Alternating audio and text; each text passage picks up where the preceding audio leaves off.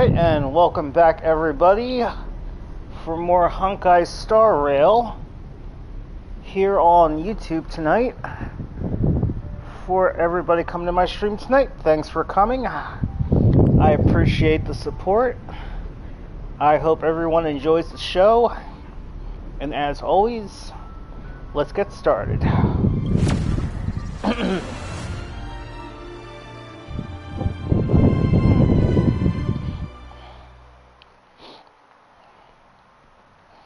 And here we are, about to face off with the Titan of Strife.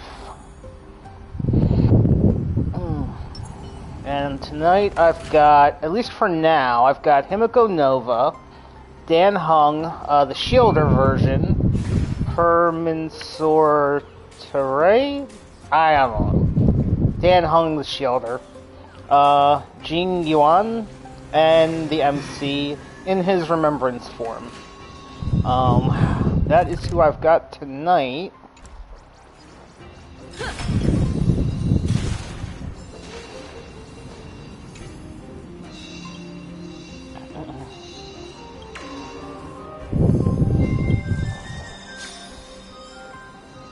Let's see, that's the main door.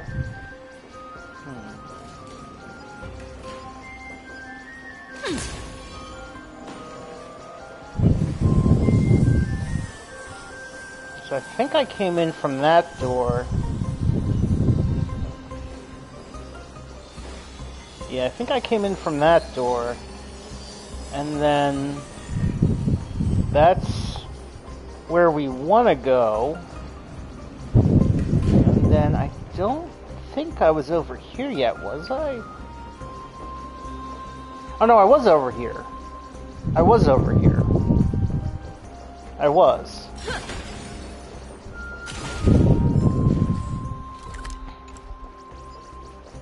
Right?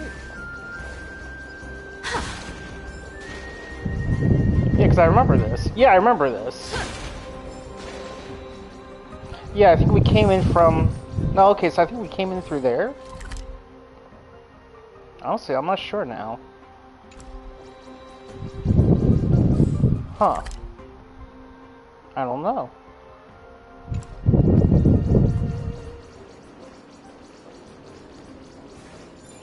No, I remember that. Yeah, I remember that. I'm trying to get my bearings, because I'm trying to remember...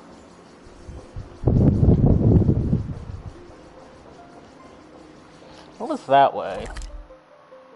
I think I went down there.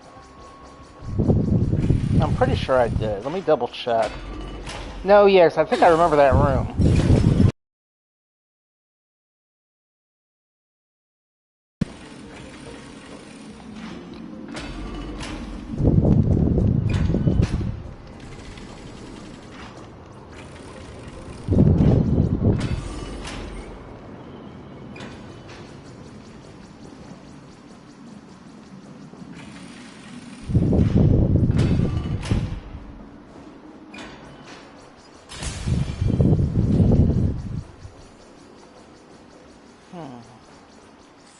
Now what was through that door then? I don't know. Can't remember now.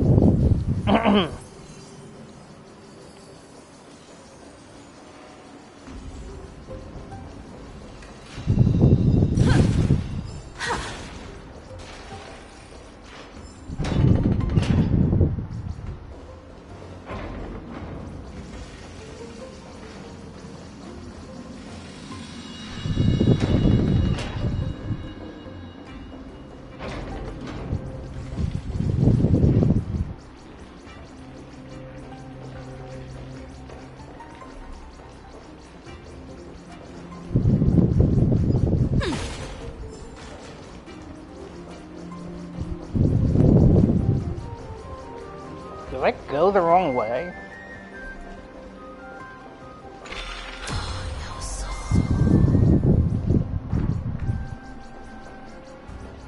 No.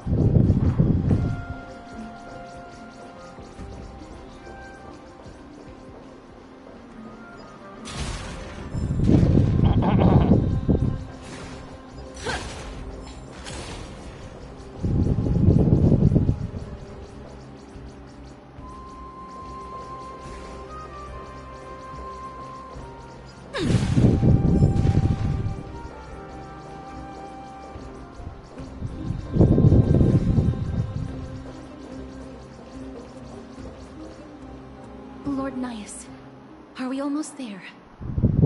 Yes. There is just one last thing to do. No one knows when the black tide first appeared beyond the distant horizon. But when it slowly encroached upon Amphorius' borders, Nikador was the first Titan to venture forth. During the battle against the black tide, their sanity began to slip away. In their pride, the Titan could obliterate an entire archipelago with a single slash. Yet they could not sever them. They battled the black tide by sheer will alone, but ultimately succumbed to it before their divinity could be completely corrupted. They removed a part of it. Could it be? The fragment of divinity that they stripped away. The fragment they wanted to preserve the most was reason. The Titan believed that their reason would someday respond to their calling, to return to their body and fulfill their sacred mission.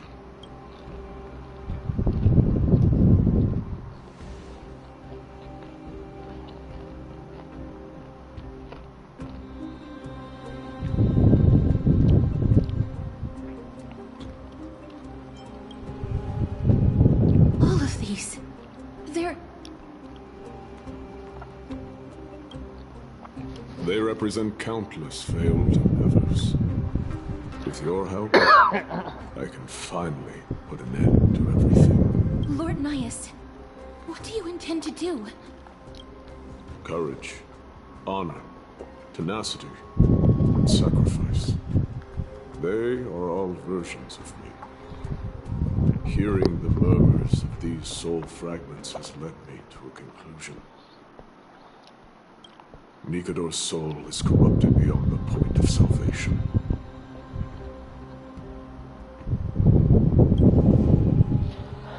There is only one option. The seal that binds their divinity is already broken. As long as we complete the soul forging here, Nikador will be whole once more. You will go into battle with a Titan nearly at the zenith of their powers. When that happens, the glory of slaying a god will also be presented before you. What about you, Lord Nias? I will return to where I came from, and become a part of Nikador's divinity once more. In all likelihood, I will also be consumed by corruption. An inevitable course of action if we hope to end this madness. You are willing to sacrifice yourself for a future you won't get to witness. This is my purpose. My origin. I am no mortal, and I do not fear death. Even so, will you still weep for me? All farewells in this world are sorrowful, Lord Nias. Well, we haven't known each other for long. I have learned much from you. Oh, hey, Mom. In return, Thanks for coming to my stream again. Before I go. How are you and Honeycomb doing? Do not detest your talent, and do not abhor death. Journeys and epics are only glorious and magnificent, because all things eventually fade to dust. The embodiment of strife telling me about the majesty of the world. That's funny. What an irony.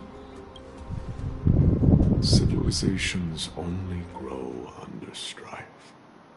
Humans instinctively loathe suffering, yet suffering is the only thing that teaches them to stand unyielding and tall.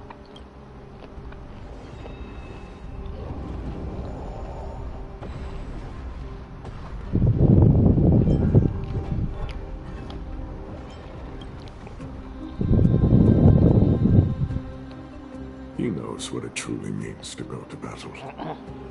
Perhaps he can be your inspiration. Oh, I'm sorry, Mom. I'm sorry you're still in a lot of pain. If you die by my lance, then there's no need to reflect on what I said.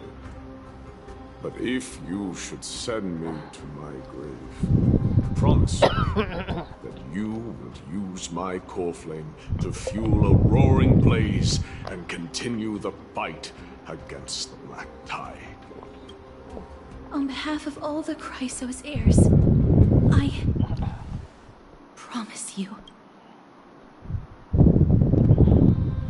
I am Nikador, the Lance of Fury, the messenger of turmoil, and the embodiment of strife!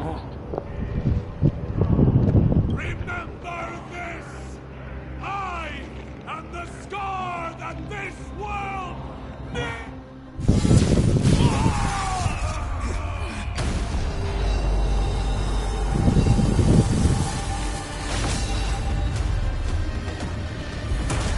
You hear that? What? They've returned!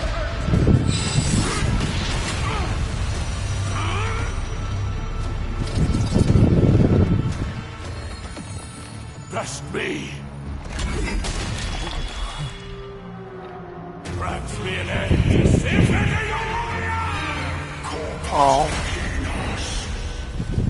Well, it's too bad you couldn't it's too bad you couldn't have dinner with them. So, this is Nikador's true form. It's incredible. Well done on that. But I'm sure they understand. Because if you're in that much pain, you should try and rest. Mountains roll, Dragons, rise! I'll stand in their way. Earth shatters, heaven trembles!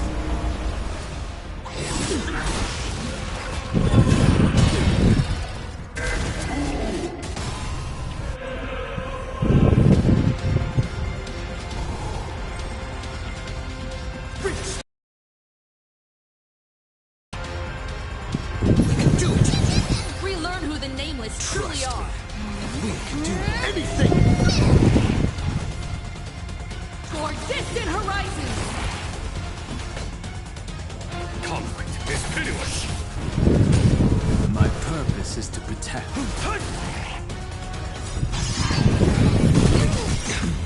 Dragons, soaring above the lands. This is permanent! Rise toward new dawn.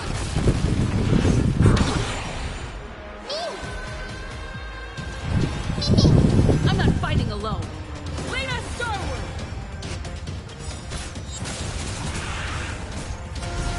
We are the Trailblaze.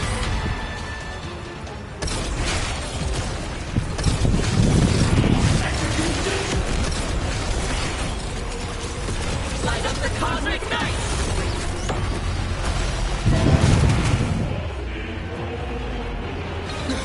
There's no time to lose. Here is thunder! Show no mercy.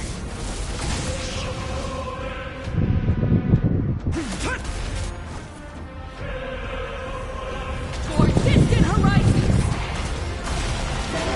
Since you've overcome the curse of immortality, destruction shall be your reward. Rise toward new dawn.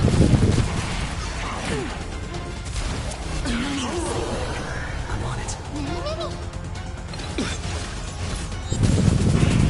Follow my charge. Conflict is pitiless.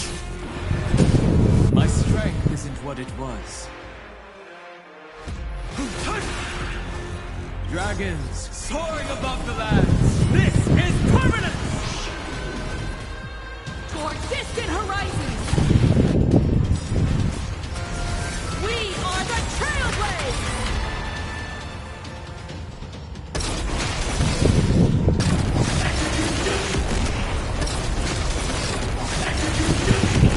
Light up the cosmic night.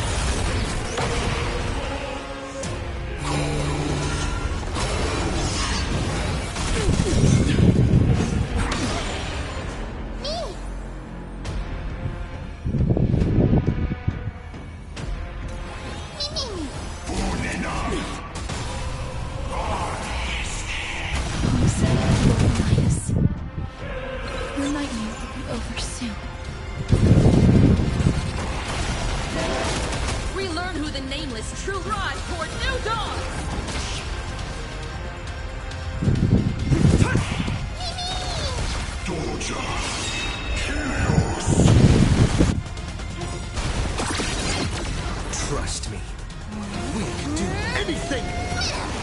For distant horizons!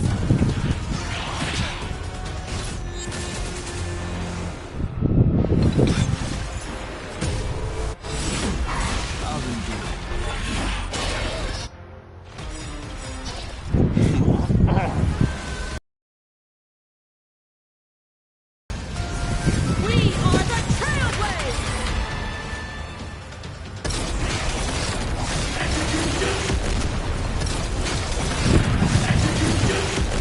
Light up the cosmic night!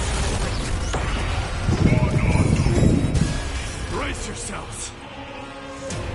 This strike can obliterate worlds.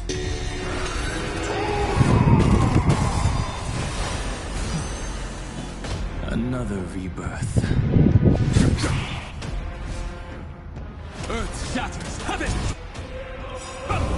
Dragons soaring above the lands. Okay. This is permanent! I could use a healer. Rise for new dawn!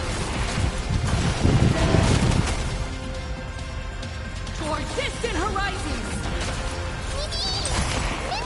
Good job, man. Trust me, we can do Anything!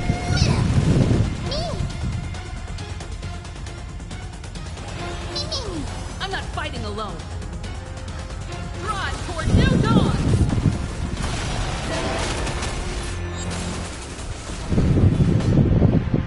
Here, there's thunder!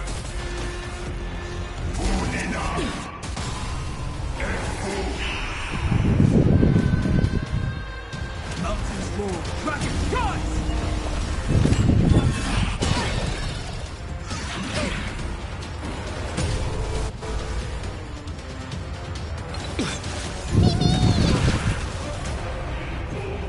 For distant horizons! My purpose is to protect. Earth shatters, heaven trembles! Conflict is pitiless! At it. Show no mercy. Rise toward new dawn!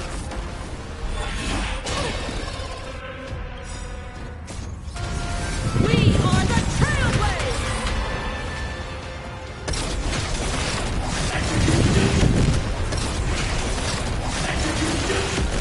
Light up the cosmic night!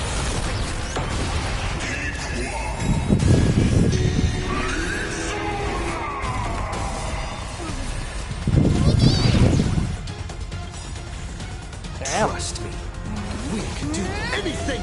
Actually, might have to do this again.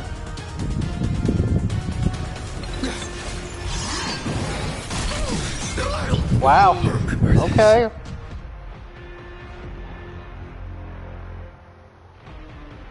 Yeah, I need a healer.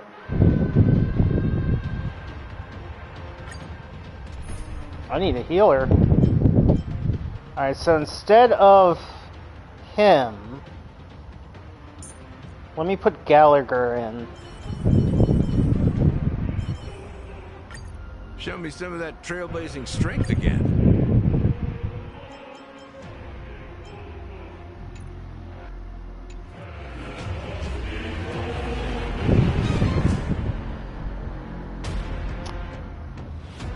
Not sure if he's equipped. So let me check his equipment. Okay, he's got his leg cone.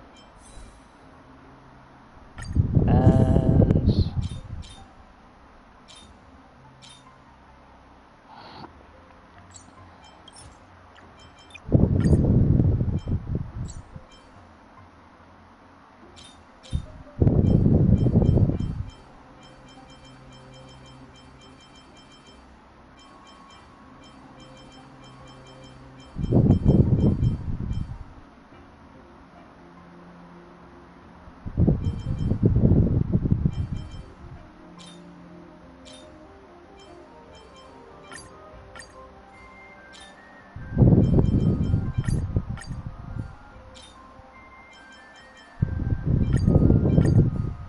oops.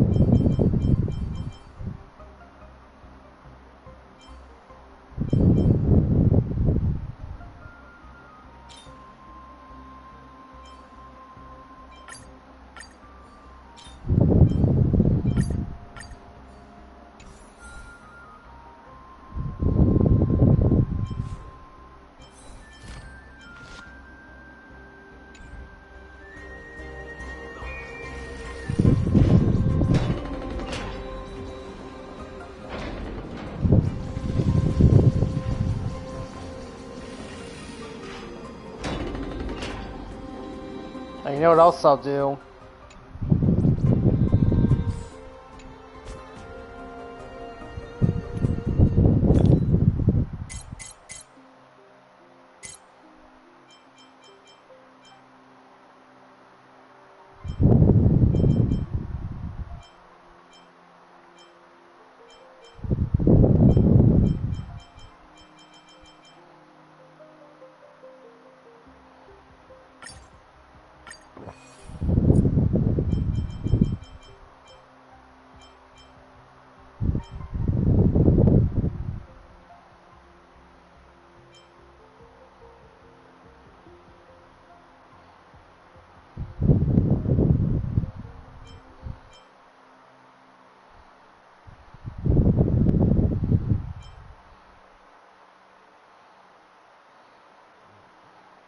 Hmm, 15% less damage.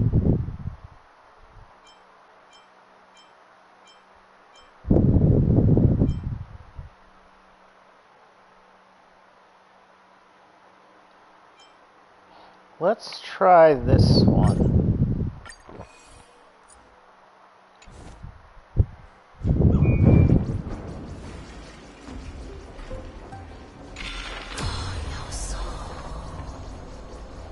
Okay, that was actually kind of surprising.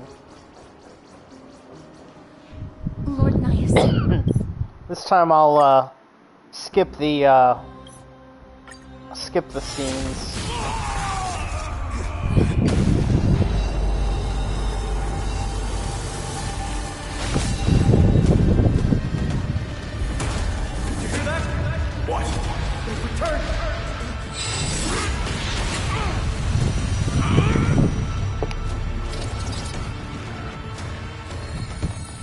Trust me.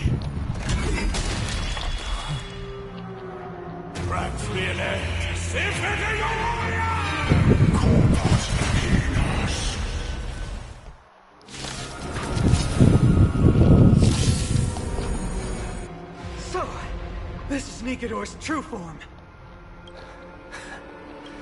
Well done on them. I was prepared to fight till the end of time. Indulge yourselves! Earth shatters, heaven trembles!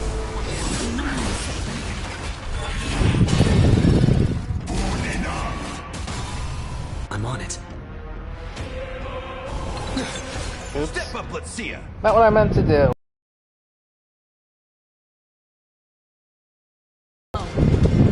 Lean us skyward! My strength isn't what it mountains move. Dragon charge!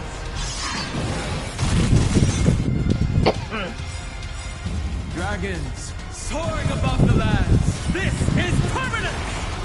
Trust me. We can do anything! I'm on it. Reach the end of the story! In the mood for another beating? Now will this heal them? How's this taste? Relearn who the Nameless truly are. Rise toward new dawn.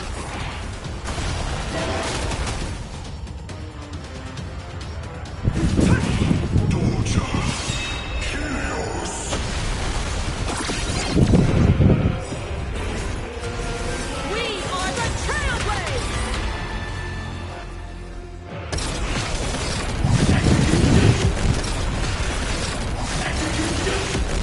Light up the cosmic night!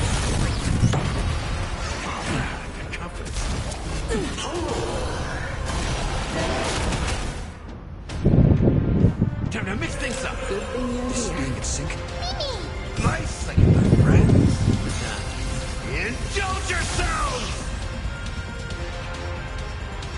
Reach the end of the story! I'm not fighting alone. For distant horizons!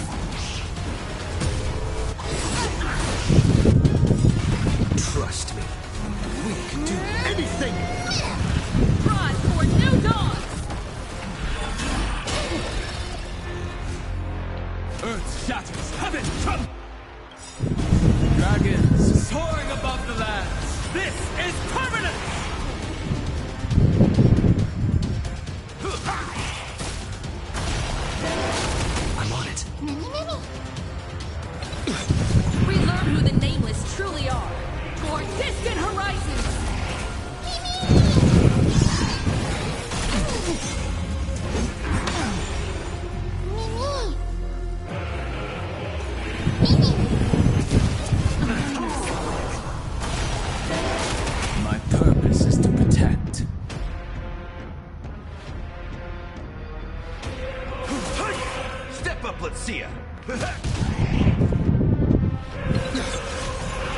Trust me, we can do anything! Drive toward new dawn! We are the Trailblazers!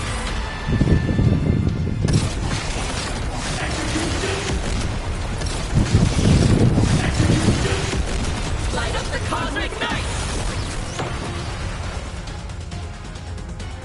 Toward distant horizons!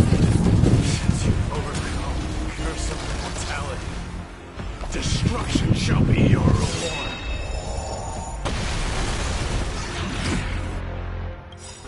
Life's like a good, my friends. Indulge yourselves! My strength isn't what it was. Mountains roar, dragons rise! In the mood for another beating? Dragons soaring above the lands. This is permanent! Drive toward new dawn! Time to mix things up. Breaks over. This is being in sync. I'm not fighting alone. I'll safeguard your path.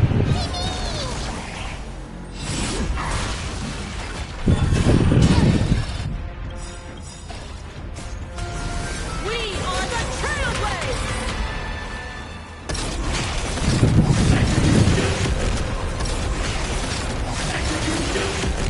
Light up the cosmic night! Trust me. We can do anything!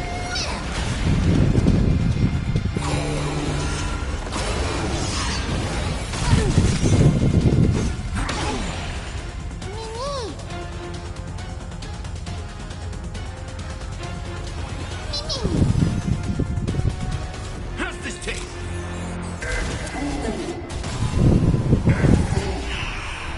Listen, Lord Nias. Your nightmare will be over soon. Relearn who the Nameless truly are. Toward distant horizons! Step up, let's see ya. Time to mix things up. Life's like my friends. Indulge yourselves! Drive toward new dawn!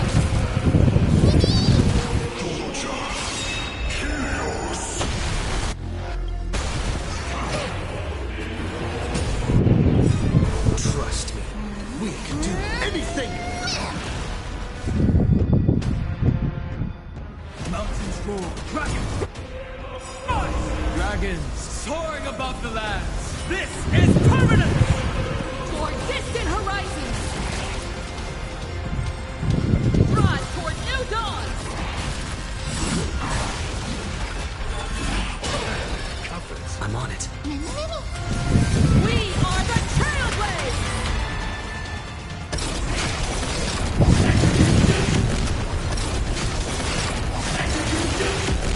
Light up the cosmic night!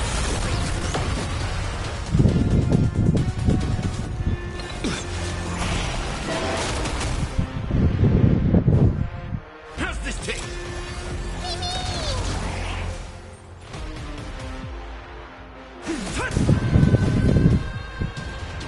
Toward distant horizons! Bring an end to Strife, once and for all! Drive toward new dawn! You just don't learn. Brace yourselves. This strike can obliterate worlds.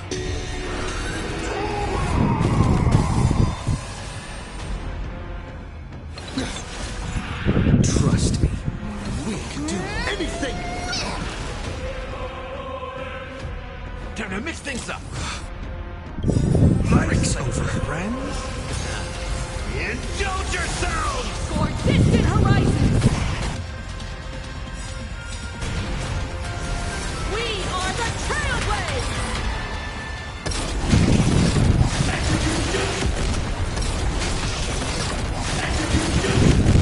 Light up the cosmic night! Dragons soaring above the lands. This is permanent!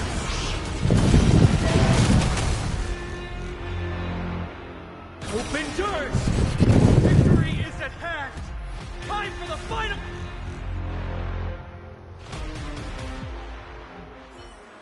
Well, it definitely went better the second time.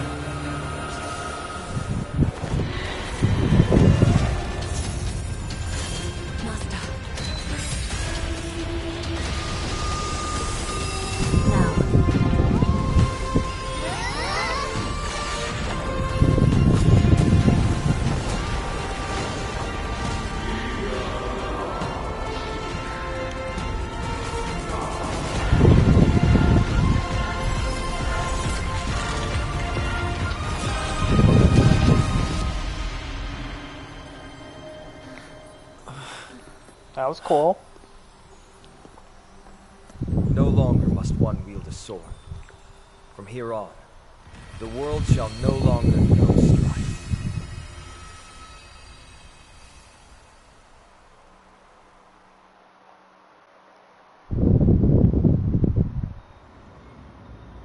It's finally over. Nikador's core flame. Time passes quickly. It's been a long time since the last Titan fell. Now that the Lance of Fury is no more, we Chrysos heirs are one step closer to the Genesis, as foretold in the prophecy. The silence here is stifling.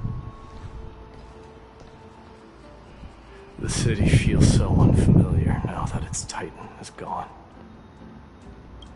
You've exchanged thousands of blows with them.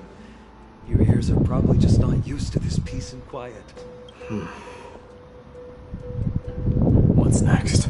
I have an agreement with the Titan. The Chrysos heirs will take away their core flame and use it to start a bright blaze that'll illuminate our path onward. You spoke with Nikador.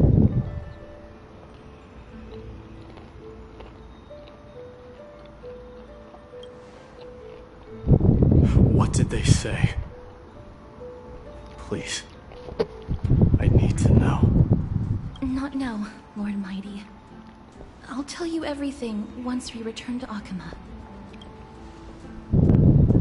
Galaya mentioned that someone must touch the core flame and absorb it to become its temporary receptacle.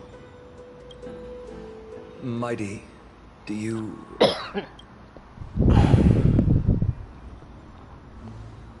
This honor is yours. Isn't it something you've been longing for? But you're more deserving of it. You sustained all these new wounds from fighting them. If you have any idea how exhausting it is to fight a protracted battle, you should know that pointless arguments are the last thing I want to get into now. A little back and forth wouldn't hurt much. Coming to a decision so easily makes it seem like this is not at all a life-changing undertaking, you know?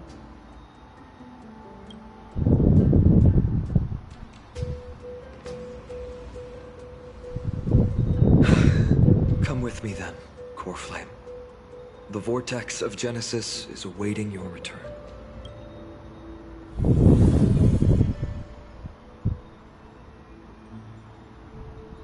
Are you alright, Fiden? I don't think I felt anything at all. Or rather, it felt a lot easier than I expected. I had assumed that bearing the core flame would take a lot more out of me. In any case, let's return to Akama and share news of our victory with the two demigods.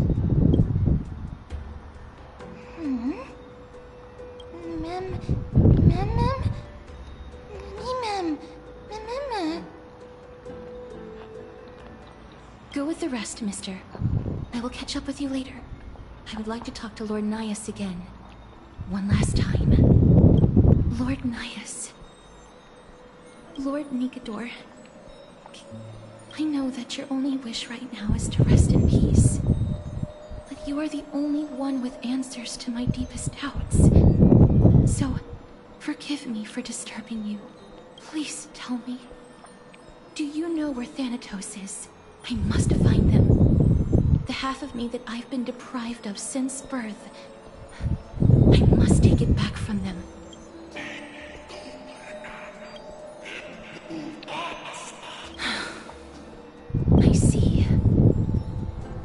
So even the Strife Titan has never seen death in the flesh.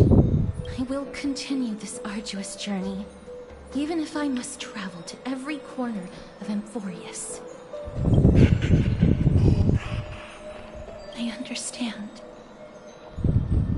Chrysos heirs will fulfill the promise we made, and see your unfinished work to its end.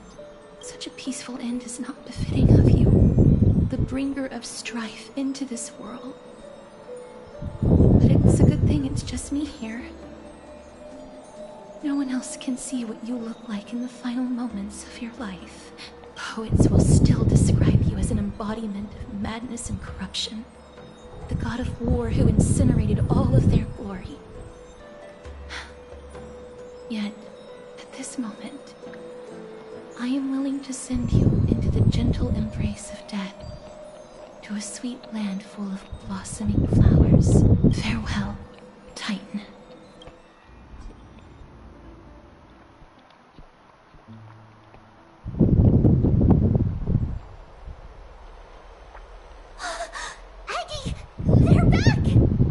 Completed the mission, Treeby. No broken limbs or severe injuries. Just a fiery core flame in the palm of my hand. I can feel the core flame's warmth. Well done, Finan.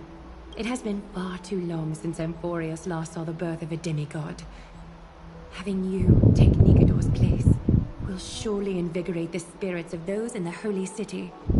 I want to be honest about this. I believe Mighty is the better candidate.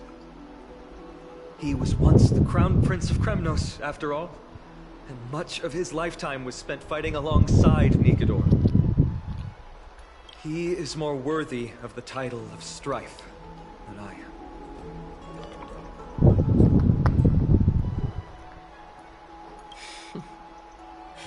am. You have thought much about this, sweet child. But there is one thing you overlooked. The qualities you've mentioned are very likely the reasons Mightymost refused this core flame. I do not doubt his strength and talents. In fact, he must have imagined himself becoming a god 1,000 times over. But he turned, so I will ask you once more. Have you made up your mind, Finan of Ides Elysiae? I am ready for this. I will shoulder the burden of divinity alongside the both of you. I am willing to make the necessary sacrifices. Very good. This day has finally come, Snowy. You've been wanting this all along, right? If the prophecy hadn't found me back then, I would still be roaming the world aimlessly. Right now, I never once doubted your resolve. This time tomorrow, the Chrysos heirs will gather at the Vortex of Genesis to surrender the core flame that once belonged to Nikador, the Lance of Fury. Remember, this is unlike the unchanging rites our priests perform. No one knows the true cost a mortal must pay to accept Strife's divine authority. Your road ahead is still full of uncertainty. Use this time to properly rest, Finan. I understand. Until tomorrow, then. It's so peaceful. As if nothing even happened.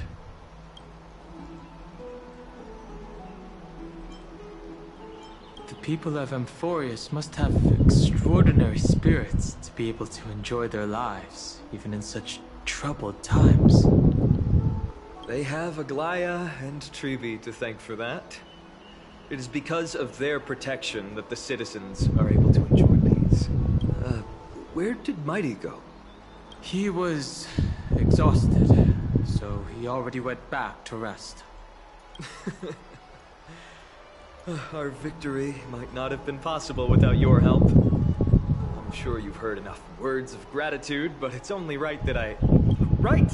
It would be the first time I thanked you, so... Thank you for your help. Miss Mem? Aglaya will gather us at the Vortex of Genesis this time tomorrow, where we'll perform a ritual to surrender the core flame. She only mentioned the Chrysos heirs, but if I invite you two, I'm sure she'll welcome your presence. Is there anything we should know about this ritual? From what Atlias said, no one can predict what's going to happen, because each Titan's divine authority is unique.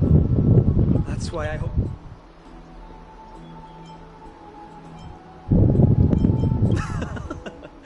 That's settled then. The night's all yours, but get some rest before tomorrow's ritual. I should also take this time to sort out my thoughts. I'll see you soon, my friend. Did you pick up on that? He seems troubled. I guess it's understandable, seeing how he's about to experience something extraordinary. The Titans may only be local gods of Amphorius, but a mortal ascending to something else altogether sounds like a lot to take in.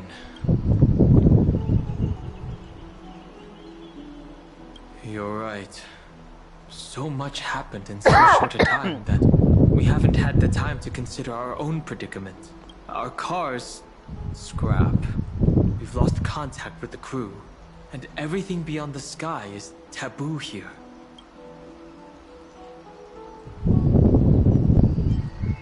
I do have some old-timey games with me, but I doubt you'd be interested. Once Finland's ascension ritual is over, we should start working out these problems of ours. For now, though, let's just head back to the bath chamber to rest and gather ourselves.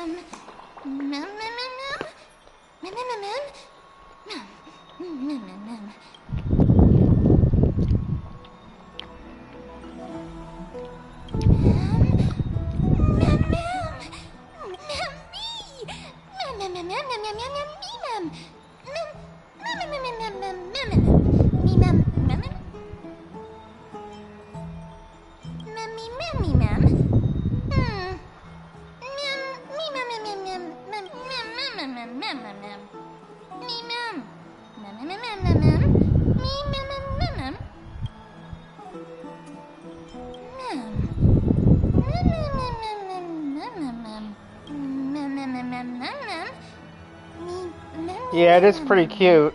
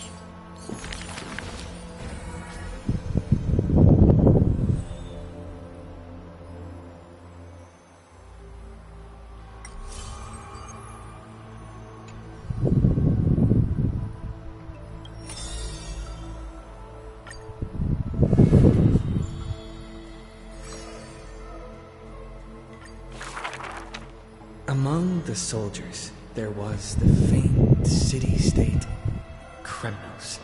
A place every warrior longed to be crowned champion of the Kremnos festival was an honor that only the cream of the crop could attain. There's no glory to be found in an accolade, only obtainable through slaughter. A man blocks my way. His name is Maidanos, Crown Prince of Kremnos. Despite being a man of few words, news of his deeds had traveled far and wide. His tale is an extraordinary one, they say. Cast off a cliff by his father at birth, he plunged into the sea of souls and drifted for 9 years. Huh. He managed to survive all of that? Even the god of death turned him away. An immortal body. A gift bestowed upon the man. As with every other Chrysos heir in Amphorius, a blessing, yet also his curse. The taciturn man is seated at the table, expecting me to break the silence. Before us is a cup, filled to the brim with a crimson liquid. People considered it a Kremnoan tradition to sustain their bodies with fresh blood. In popular legends, every body on the battlefield was taken. Arrogant amateur historian. He sees straight through my pretense, his gaze as keen and piercing as a lion's. This is pomegranate juice. The man scoffs.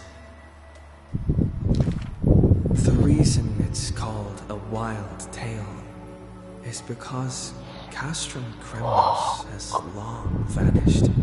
When their god descended into madness, the city likewise became shrouded in fog. Rumor has it that during the final battle of Castrum Kremnos, this man too took to the battlefield, cutting down countless foes, fighting in a sea of blood. He drove his spear through the heart of the enemy king, yet the tip of that spear was directed at his own homeland. A chatter breaks out among the people, and the man rises to leave. The truth of such rumors, he speaks only through his distant silhouette. A silhouette of a body that has withstood endless trials and faced death innumerable times, but bore not a single mark. Maidanos, a hero of yore, now a traitor to Kremnos, the patricidal crown prince.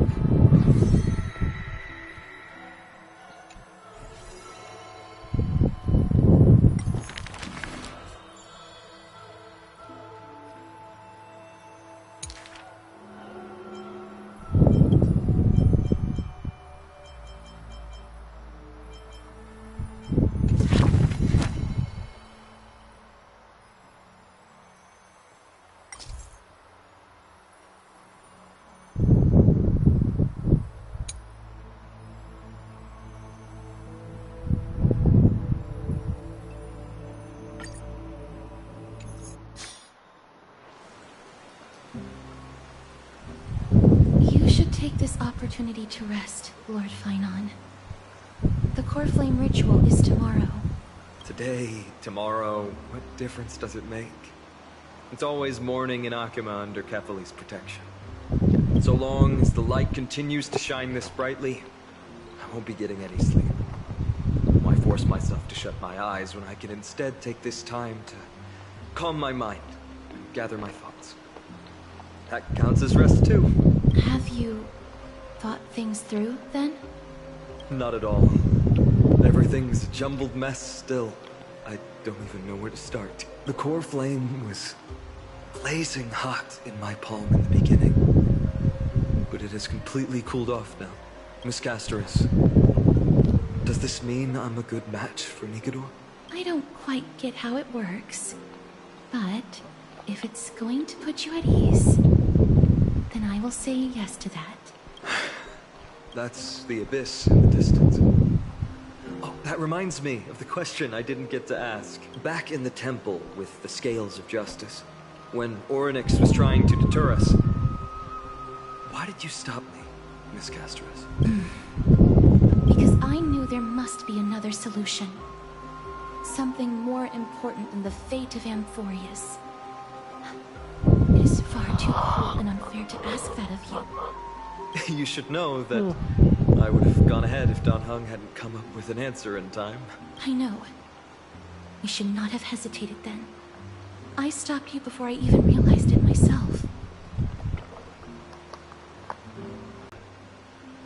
It's a good thing we had them. Are you still thinking about the past, Lord Finon? Every waking moment. I lied to the two demigods just now. I told them the duty of the Chrysos heirs is all I think about now. Do you think I managed to slip by Aglaya's golden threads this time? No one fools her, Lord Finon. She merely chooses to turn a blind eye to our lies. You're right. How foolish of me to think I got away with it. I often wonder if someone as ordinary as me can really become a hero.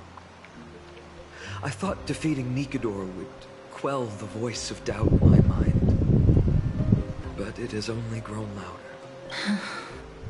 I don't have the right words for you now, but I know you're far from ordinary, Lord Finon. Mighty often calls you Deliverer in jest, but I don't believe he means it mockingly. I should probably shut out these pointless thoughts and empty my mind until the hour of the ritual. I did that before sitting for Treeby's history exam. Who in the world could hope to go over those piles of documents and slates? I decided I was better off resigning myself to fate. That way I'd get more time to play and practice with my sword. How did you do on the exam, then? My score? I don't remember anymore. All I remember is Treeby punishing me to a full week of cleaning the Chrysos heir's bath, and no one was allowed to help me. So High Priest Treeby can be strict too. Please continue with this mentality, Lord Finon. I believe you'll be all right. Thank you, Miss Castoris. I think I'll stay here for a little while and keep all of those unruly thoughts out. It's not like anything will come of them anyway. The sights of Ides Elysiae, my homeland, have been flashing before my eyes lately. Those Kremnoans mastered some cutting-edge technology. If only I could separate my soul from my body too. That's the only place I can be momentarily at peace.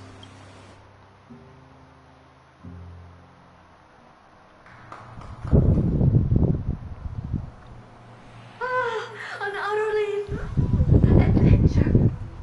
Feel free to replace blank with whatever description you see fit. I bet you're as curious as I am. So, what's going to happen next? Keep it together. All that excitement isn't going to get you anywhere, you know? Why don't you follow me into another tale on the other side of the cosmos? Ta-da! Recognize this place? Heard of Space Station. The base of a genius and the cradle of science. Look at all these puppets! Aren't they dearly exquisite? Let's just say I've already heard many others secretly gushing. She looks so pretty on more than one occasion. If you ask me though, they barely did justice to Madame Herdus, Maybe just 10%. No, not even 1% of the real deal. Now, I'm no fawner here, just stating an objective fact. Remember the scene? Oh, it evokes so much emotion in me. The esteemed Madame Herda, Genius Society number 83, asking the great Noose a question. An attempt to gain a peek into the divinity's mysteries through them. Alright, so continuing from where we left off last time, this is where everything would begin for the genius smart enough to rewrite the history of the entire Fourth mirror? Who exactly are you talking to? Why, I was just ramping it up for our grand appearance, Madame Herda. So a dramatic debut? But what are the odds of that happening? Sure, slightly plausible, if I did manage to talk to Droid Head. But guess what's the problem? They have no reaction whatsoever. But look at this, Madame Herda. You're standing before Noose here. Oh, that? That's a hologram. What? I can't possibly summon the real Droid Head here, can I? Wait, what? You mean to say you've just been reciting your lines before a hologram? Yeah, creating dramatic value. Isn't that what you're most obsessed with? Moving on. Don't try, but you wouldn't even begin to imagine how difficult it is to send a message to Noose. And I went all out for it. Powering the audience system alone required me to reconfigure the energy supply of the entire space station. I had to switch it to hibernate mode before rebooting everything. Do you have any idea how much that costs? How much? How much? I'm not in charge of finance. Go post that to Asta instead. Oh, you don't know either. I am Herda herself, the emanator of erudition, and a true blue genius. Why would I be holding the purse strings? That menial task is beneath me. You're absolutely right, Madame Herda. The IPC should really be providing a genius like you with all that you require, so you can freely dive into any research that tickles your fancy. With that said, Herda herself, emanator of erudition and true blue genius.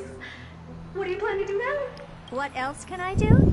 Identify what's malfunctioning within the audience system and fix it, of course. Don't take offense to my candid words, Madame Herda. You may be proficient in many aspects, but is hands-on work really one of your strong suits? I humbly suggest for you to contact Steven instead. Contact him and expose how I shelled out a bomb to send a message to Droid Head, only to screw up everything else? All right, all right. I get it. Good that you do. There. That's the audience systems terminal. Come, walk with me. We'll check what's wrong with it. Aye, ma'am. Oh, but I can't walk. What's with your witty remarks today?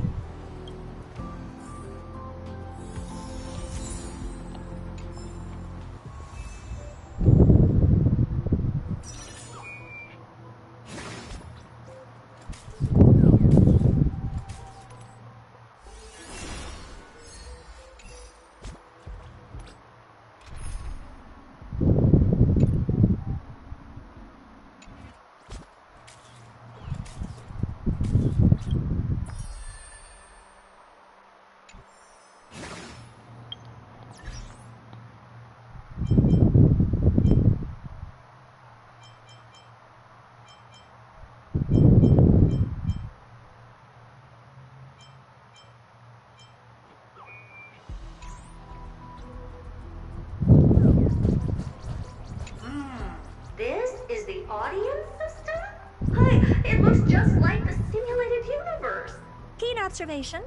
They share the same fundamental logic and are pretty much identical in that regard. Ah, I see. We call this referencing and not appropriation, right?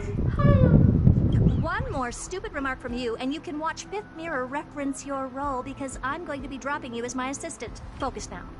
The audience system is divided into 3 zones: energy supply, computing, and communications. Each zone operates independently and will only be integrated via the path of erudition when the system is booted. Sending a message to Droidhead involves more intricacies than you can imagine. If routine trials and maintenance on such an elaborately sophisticated system are already as bad as squaring circles, then it's no surprise for glitches like this to crop up. I see. So, Madam Herda, can you use your professional judgment to tell which zone the glitch is in? Of course. All three. No sweat. They'll be up and running again after some simple technical tweaking. The 3 zones are compartmentalized, so we're going to have to troubleshoot them one at a time. Let's start with the energy supply zone. Get ready, and then we'll go over. I'm just a mirror, Madam Herda. If you're ready, then your reflection in me will also be ready to go. Brr, why is this energy supply zone so cold? I'm already frosting up. Why else? I've converted the energy core that supplies all of Herda Space Station into imaginary state and stored it in this zone. If not for the ultra-low temperature here, the space station would have long blasted up into the sky. But aren't we already in the sky? You're just a mirror? I don't need you to take on comic relief, too. Where did those things come from? Corrupted data? Reanimated systemic rust? No, not likely. It can't be the Legion's second ambush, right? Whatever. We have to get rid of them anyway. All right, stay close and try to avoid shattering to pieces.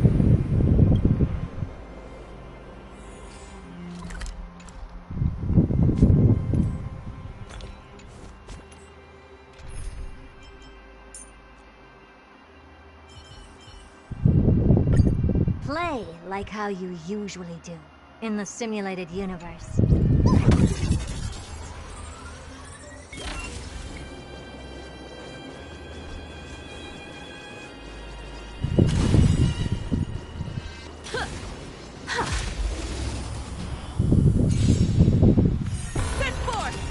My purpose is to protect. Open doors! Mountains move, back and rise!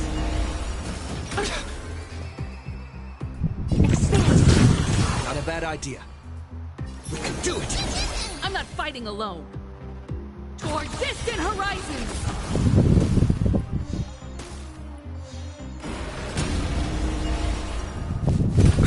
We have the edge.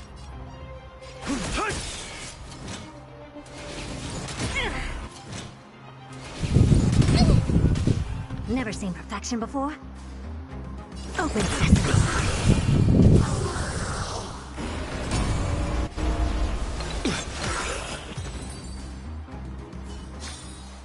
The Nameless has never been just one person's name.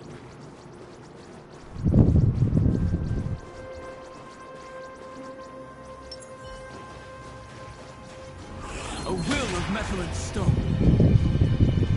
What's this, ma'am? Looks like one of those memory bubbles. It's not worth that much. Is that so? Ah, darn. Set forth! Earth shatters heaven!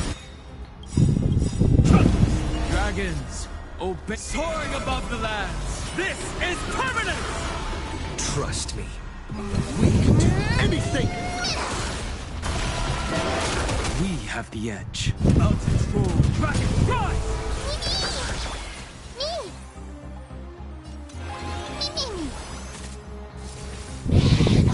Impressive. I'll endure. Almost. Expand your thinking.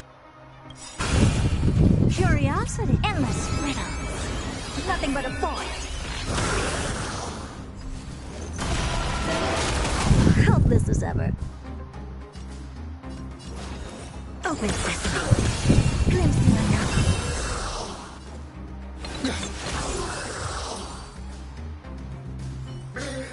And Madam Herda never fails to impress. Those things are no match for you. A piece of cake. Now that this... What in the... How did all these disgusting bugs get in here? We're going to need out-of-this-world computing capability if we hope to meet Droidhead.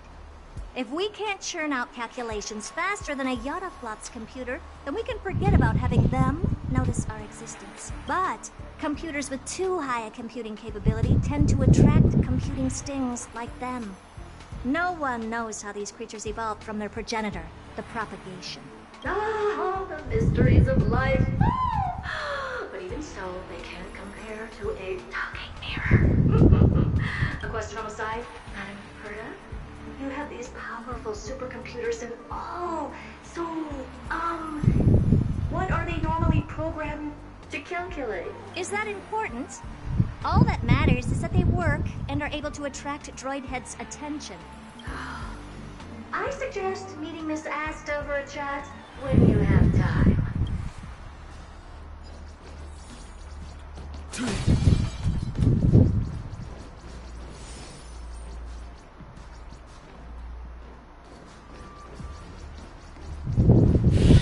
A will of metal and stone. Send forth! Earth shatters, heaven trembles! Mountains roar, dragons rise! Dragons soaring above the lands! This is permanent! Helpless as expand your thinking. I'm on it. We can do it! Drive toward new dawn! You just don't...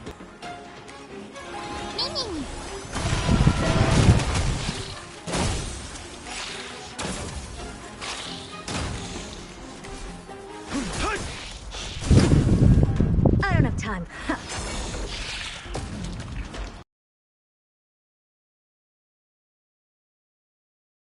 Hopes I guard this land.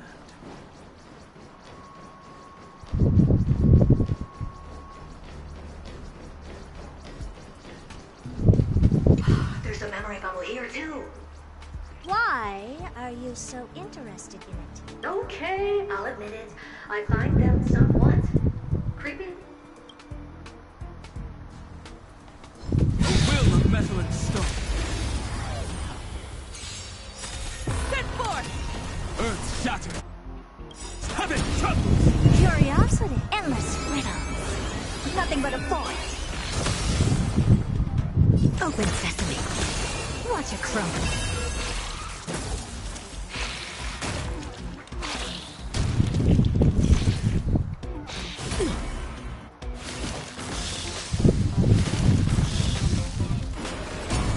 Never seen perfection. My purpose is to protect. Mountains roar, dragons rise! We learn who the name. I'll safeguard your path. We are the Trailblazers!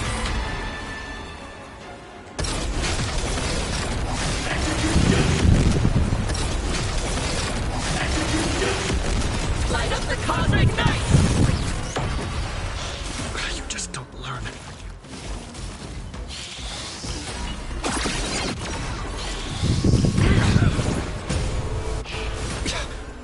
I don't have time for games. Expand your thinking. I choose you. My strength isn't what it was. Dragons Soaring above the lands. This is permanent! Drive toward new dawn! A minor setback.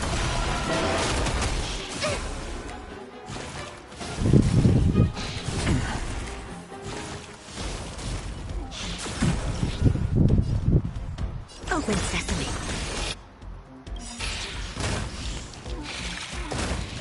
Curiosity, endless riddles. Nothing but a void.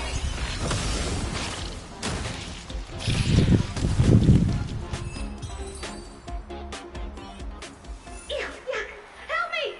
Go from those bugs got onto my reflective surface. Clean up after yourself. Can't you just wipe it off with your hands? With those annoying bugs squashed, we're done fixing the computing zone. These computers will get up to speed soon. Now we're just one final step away from requesting an audience with Droid Head. Our last stop is the communication zone? Oh? You have a good memory. Let's go see what's wrong in that zone.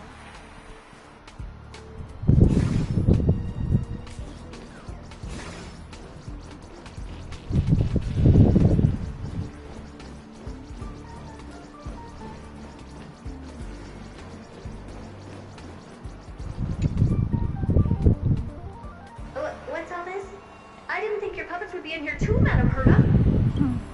Unsurprisingly, the communication zone is where a bridge for communication will be formed between droids, aggregating the path energy of the erudition, then firing a bond at the Eon. This is as good as tapping someone on the shoulder who's sure to turn back to look at you. Alas, our work is never this simple. Putting aside all that onerous legwork, a single glance from Droid Head could vaporize the entire space station if we're ill prepared. I see. So letting the space station go into hibernation is a protective measure of sorts. To prevent it from slipping into operational overload and turning into a... Very perceptive. Mirror C. And here. Mirror 2. No, I neither have eyes nor ears. This dome seems to be functioning fine. These puppets are doing their job, and I don't see any obvious malfunction. Things may look fine only on the surface. Madam Herta? Behind. Huh? What does she want? Let me take a look. This puppet should be number 2757. How did you tell? Shh! Don't distract me when I'm checking the puppet's parameters. 2757. That's strange.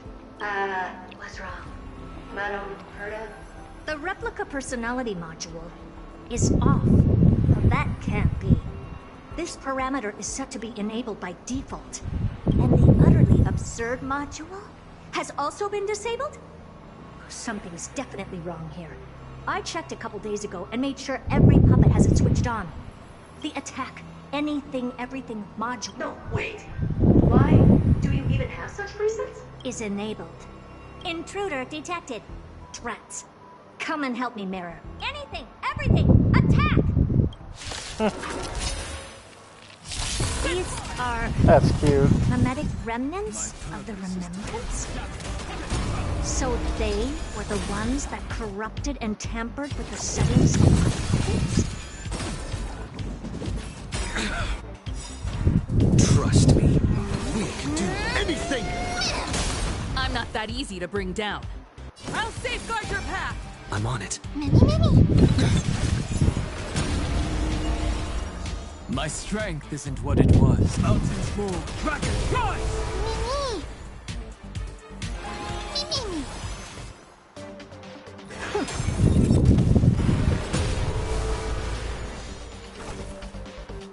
Toward distant horizons!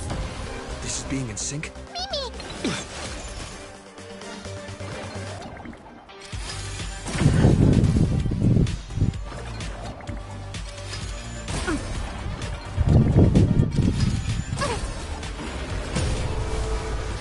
Open sesame. Dragons soaring above the lands. This is permanent! Egad! What a close shave! But why are these remembrance names even showing up here? That's not the only one. Look at them. Number 7631 and number 10136 are affected too. Can't you do a factory reset on them? Sorry to disappoint. The Absolutely Not module has been enabled, so not even I get to bypass its permissions. What were you really trying to achieve with these creations? Just some toys to amuse myself with. Finding the source of the corruption can wait. These puppets no longer have use now that I'm... Take them all out. Defective goods ought to be sent back to the repair center. I urge you to go easy on them, for the sake of the space station.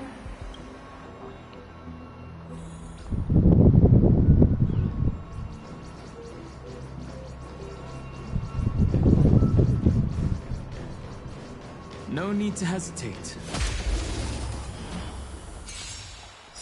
Set forth! Curiosity, endless riddles. Nothing but a void. Expand your thinking. Glimpse the unknown. Bearing their hopes, I guard this land.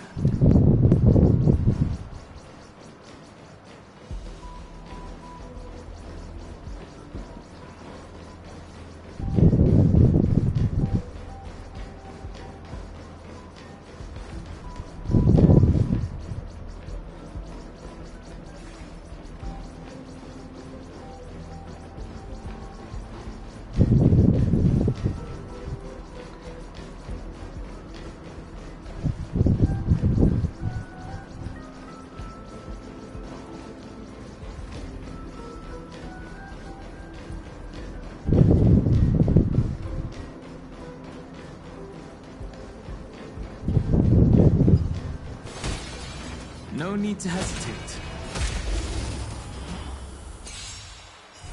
Set forth! Mountains roll, dragons rise! Earth shatters, heaven trembles! Open sesame. Relearn who the Nameless truly are. Drive toward new dawn! Not a bad idea. Reach the end of the story! I choose you. We have the edge.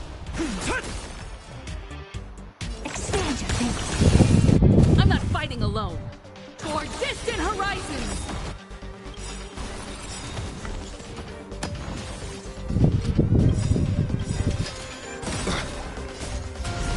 We are the Trailblazers!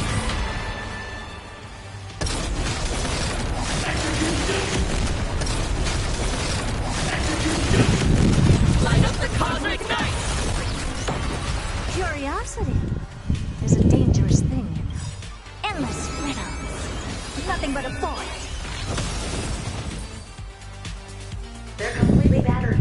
Safe for their heads. Well, never strike someone in the face. The same goes for puppets. I'm picking up signals from more puppets somewhere further in. Let's go take a look. A memory bubble. Tucked away this far in? I think I know what this is about now. This is interesting. But we can leave that for later. Let's take care of the malfunction. I'm picking up signals from more puppets somewhere further in. Let's go take a look.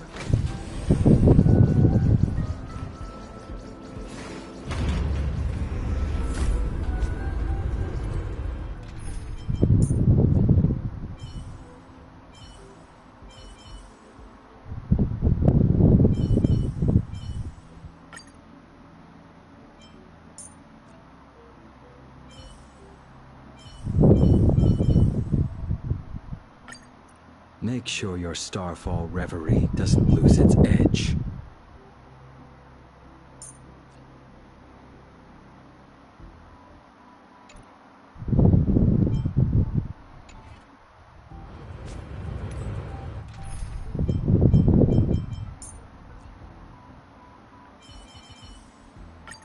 Let's keep trailblazing together.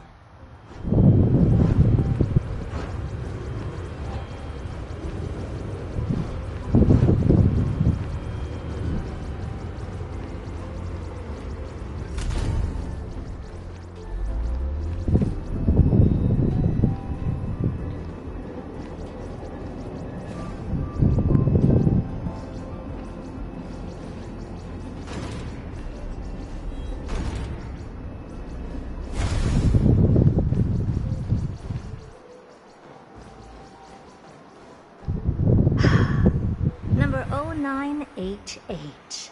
The pride of my creation. Should I even be curious? Puppets before her were all as dull as brick walls, mundane and uninspired. I distinctly recall number 0988 being the first puppet I imbued with a magical surprise. Good to know. But fear not, Mirror. You have to remember that being a genius means you're destined to solve challenge after challenge. Can I just be on the sidelines this time? Set forth!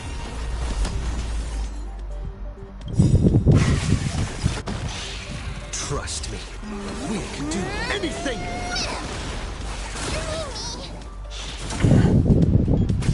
I'll stand in their way. Earth shatters, heaven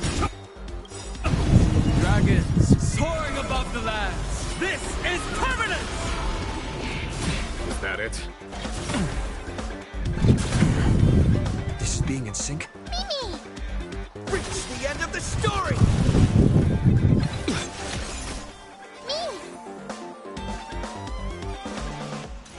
Mimi! I'm not fighting alone. I'll safeguard your path. Conflict is pitiless.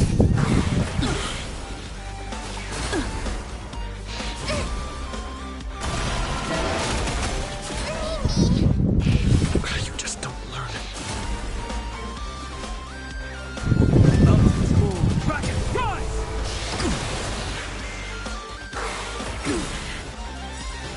Trust me, we can do anything!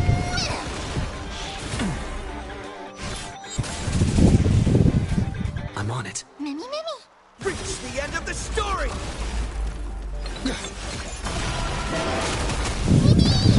Relearn who the Nameless truly are. Drive toward new dawn!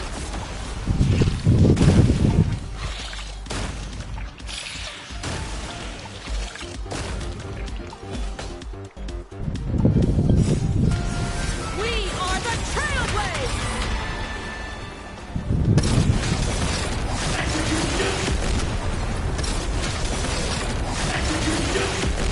Light up the cosmic night! Here, this thunder! Show no mercy. Toward distant horizons! Dragons, soaring above the lands. This is permanence! Open doors! Touch!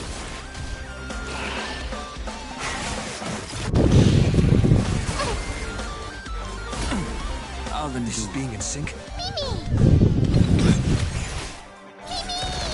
I'm not fighting alone. Drive toward new dawn!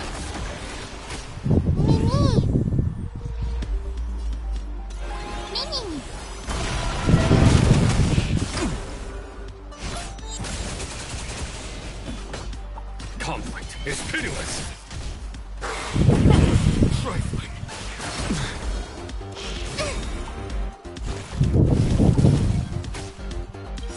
Trust me, we can do anything!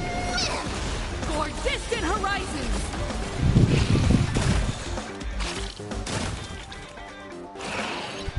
My strength isn't what it was. Open doors! Earth shatters, heaven trembles!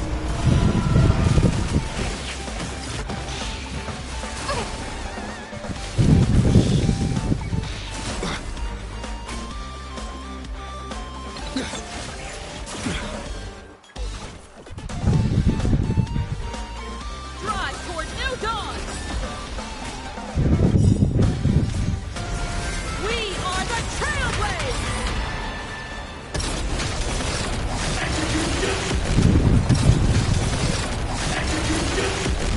Light up the cosmic night!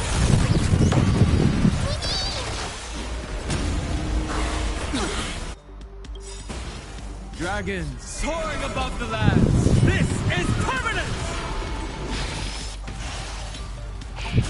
You just don't learn. There's no time to lose. Here is thunder. Open doors!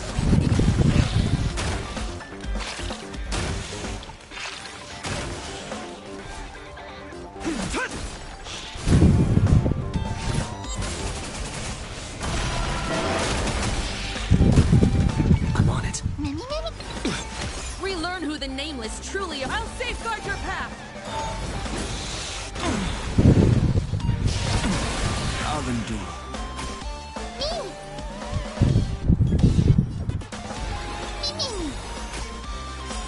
Trust me, we can do anything! For distant horizons! Follow my charge.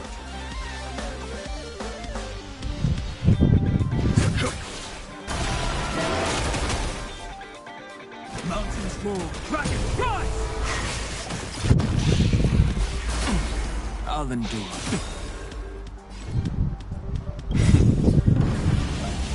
Show no mercy. I'm not that easy to bring down. Drive toward new dawn!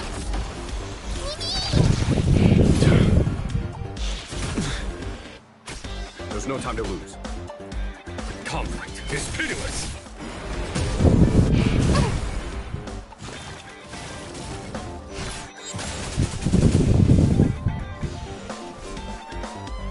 Earth shatters, heaven!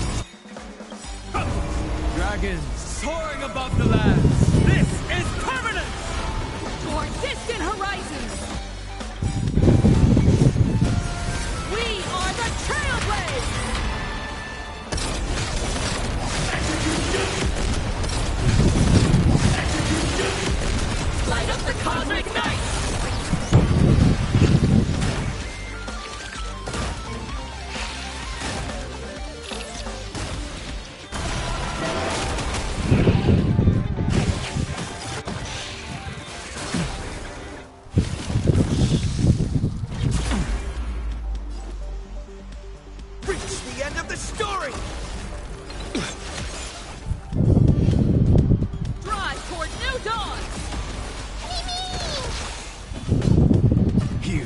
thunder!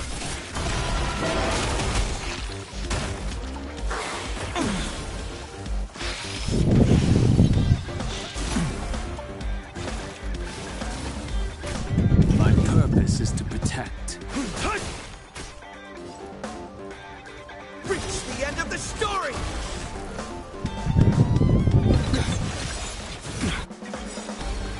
Trust me.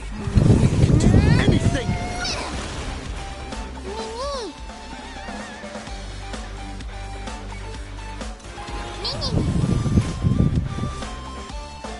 Mountains move, dragons rise! Toward distant horizons!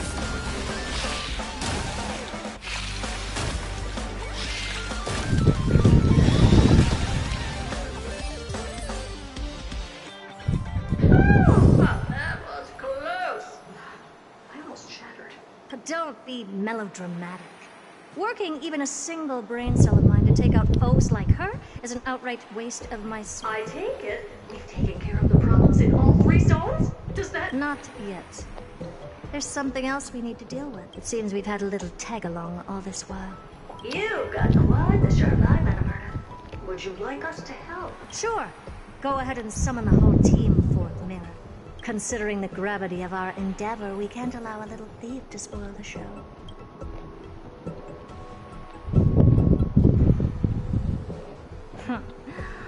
Parasite of the remembrance. Do you truly think your atrocious disguise can outwit the keen sight of a genius like myself? Once you're reflected in my mirrors.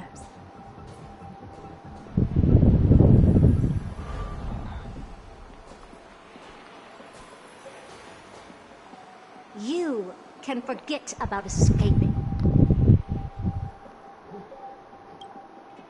Oh dear, this is bad. Right, stay alive. And again, I can strive. Retreat into the memory zone for now. I can always regroup and try again. Someone hasn't been paying attention. Didn't hear me, did you? For those petty tricks of yours. Do you actually think you can slip away right under my nose? Herta. Madam Herta, wait. What do you want with me? I'll spill it all. The garden's secrets, and what they're after. Everything. Please, just spare me. Well, is that all you've got to say while your life is at stake? That's hardly worth it. Need a little refresher? I am Herta, Genius Society number 83, the one to unravel the mystery behind the imaginary leakage phenomenon, and key holder of the imaginary implosion pulse. Do you honestly believe I'd seek any counsel from you? Hush now. Keep quiet. This is my moment to shine, so just listen. You crept in here to steal Noose's memories, didn't you? And messing with my precious audience system is just a ruse to lure me here so I can lead you to them. What a shame. You're only a step away from completing the mission assigned to you. As if. Truth is, you never stood a chance from the get-go. Think I only have Fourth Mirror following me around? Oh, then you've let your guard down. Because her siblings have long been watching your every move. Now, let me think. What kind of punishment should I subject a brazen thief like you to? Oh, I know. You garden folk have a fondness for mirrors, huh? How about letting you enjoy some quality time with your favorite object? A mirror. As for the length of your punishment, let's keep it mildly punitive. How about 100th of a lifetime? That should be enough for some serious self-reflection. Oh, cheer up. You can still do your part for this world while trapped in a mirror. For all you know, your weak path energy could just help me get droid head looking this way. Oh, I should make myself clear. When I said 100th of a lifetime, I meant my lifetime. At long last, We can finally be at ease now that we've nipped those problems in the bud. This is yummy. Oh, cut that out! Those weird noises make me seem like I got a few screws loose. Put that little thief to sleep for now. We can decide her fate later. Oh, sweet and venerable Madam Herta, when did your heart... This is finally, after all that I have done to reach you, droid head. You better not snub me.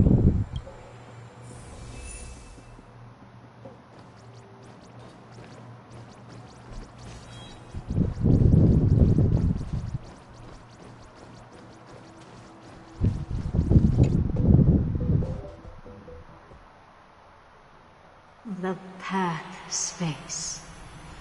This isn't a figment of the simulated universe, but a perfectly tangible and accessible space. Right.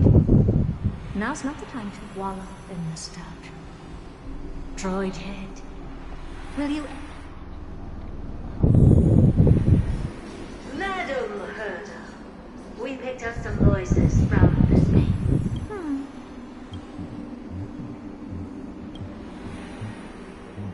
Is this binary arithmetic?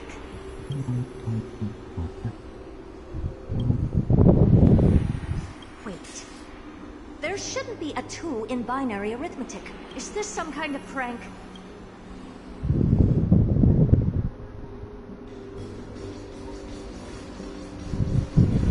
Madam Herta, we're hearing those voices again.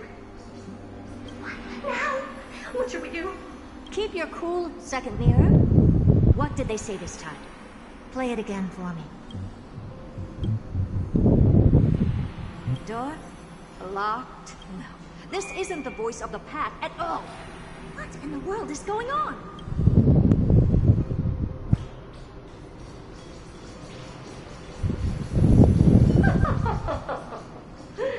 Madam Herta, those lads outside seem to be discussing something interesting. Wanna listen in on them? Third mirror.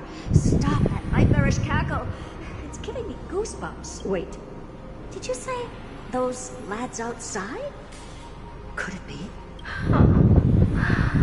Why don't you listen for yourself?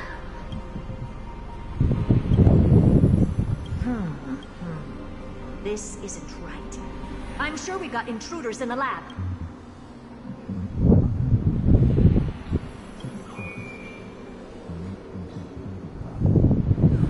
Wait!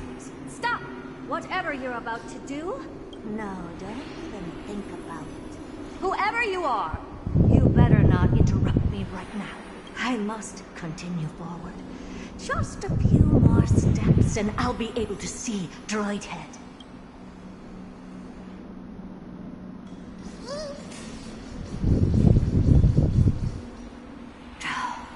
Is something wrong, Madam Herta? No, it's nothing. I was just thinking. Madam Herta? I think you'll want to listen to the voices from beyond this space.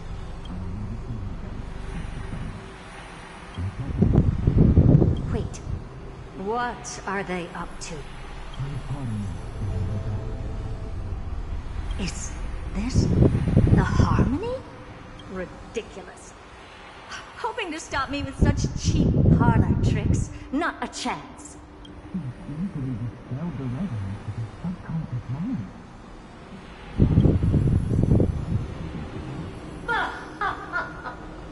Presumptuous fellows.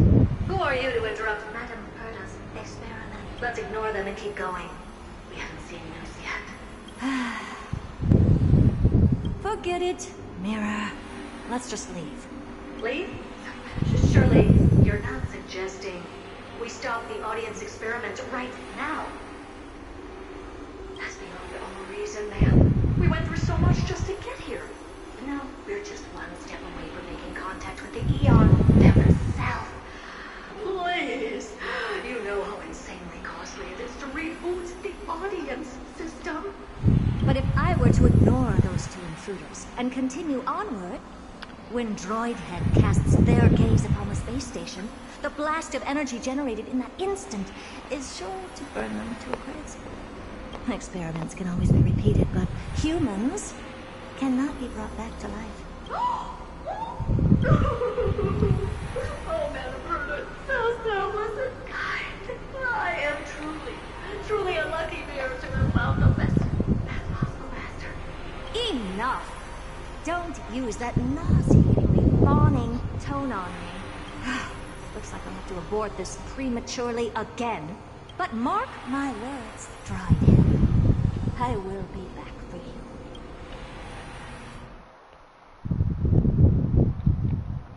Madam Herta, you're finally awake. You two? Oh. My plan is ruined. And it's all thanks to you. Your plan? My sincerest apologies, Madam Herta. We weren't aware this was a part of your plan. The space station was in complete darkness when we arrived, so Sunday and I assumed something bad had happened.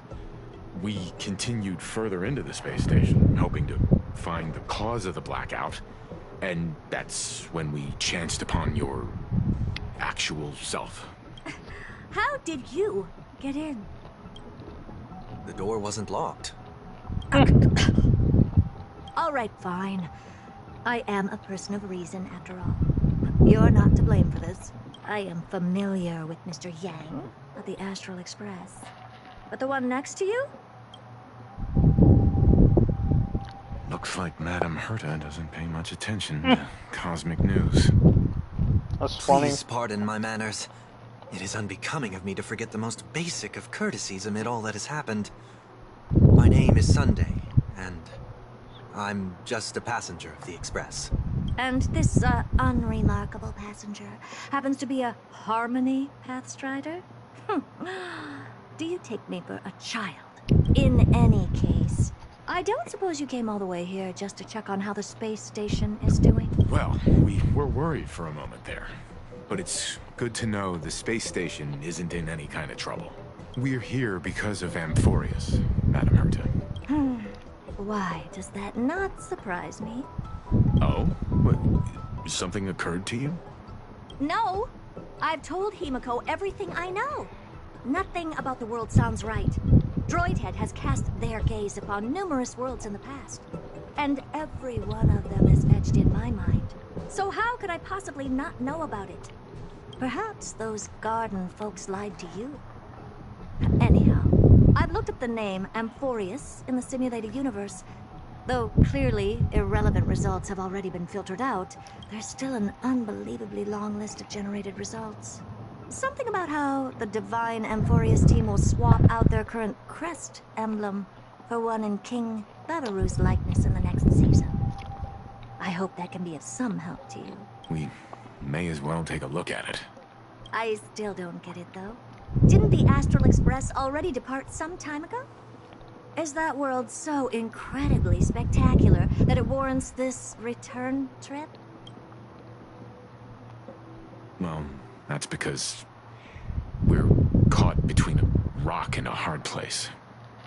If Amphorius is indeed inextricably entwined with eons, paths, and even the erudition, we're going to need the wisdom of a genius to help us. Especially... Elaborate a little on this rock and a hard place you're caught between. We've lost all contact with two indispensable companions since they entered Amphorius. And that's not all. One of our other companions is suffering from a serious and inexplicable affliction.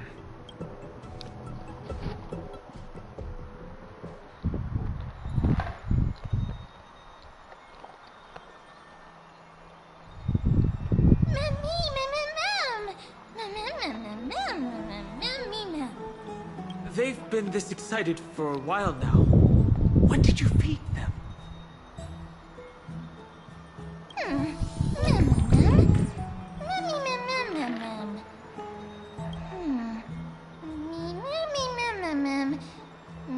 Forget it.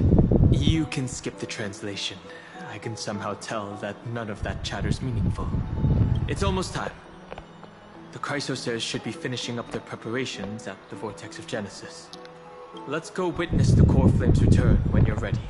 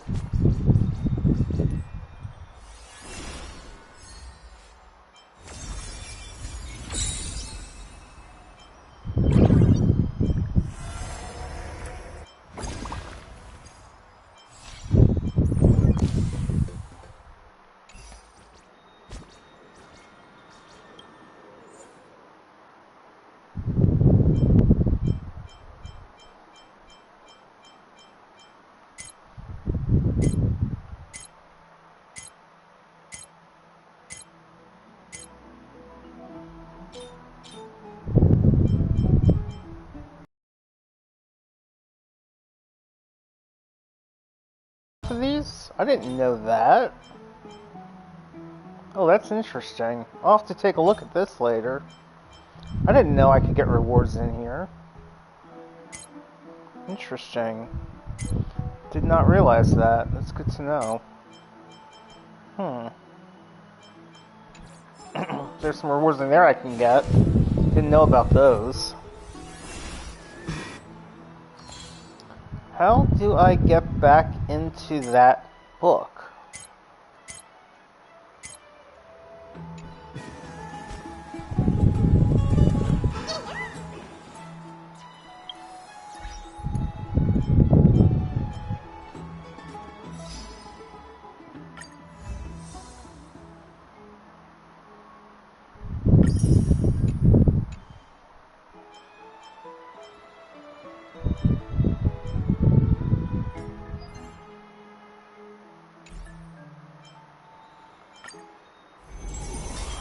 Oh, wait, how did I just open that?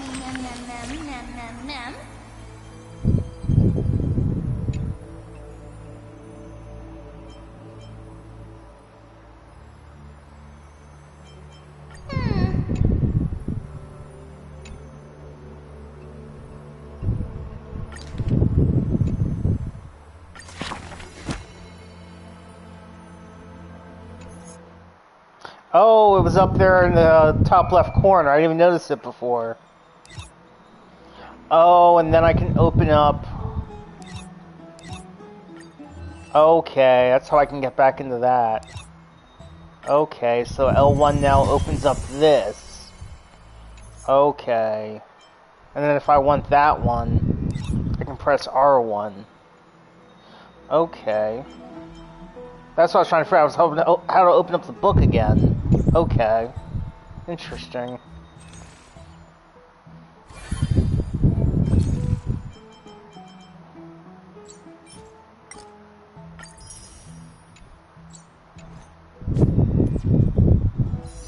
Let's see, so I got 2 10 pulls plus 3.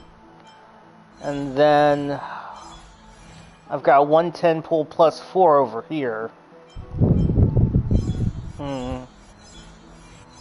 Look a few more before I try to pull anything else. So, I guess I'll have to wait.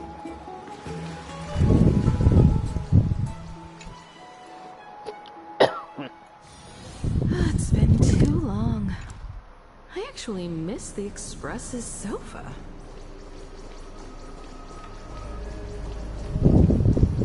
Oh, Majesty of the 12 Titans, pillars of the world. We seek your divinity to mend the rifts of... Your guests are here, Finan. We can begin the ritual now.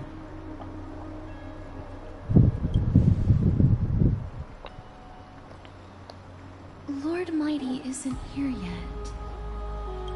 It's fine, Miss Caceres. He spoke to me already.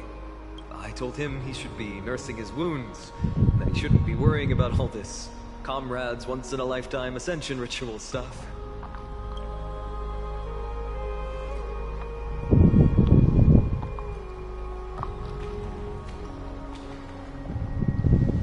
So, I'm ready to begin. Teacher, show him the way forward.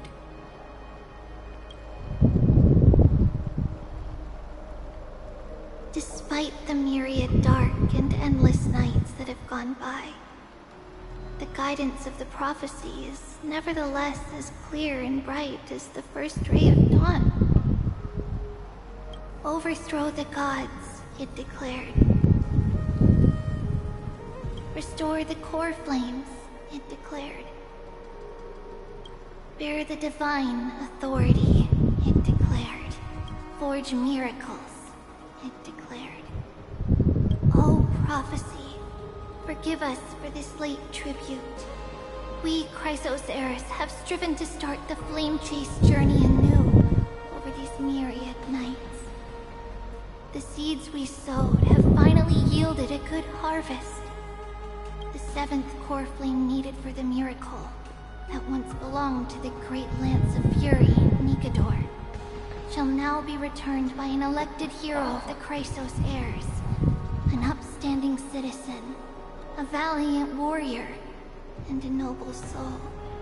Please step forward, Finan of Ides Elysiae.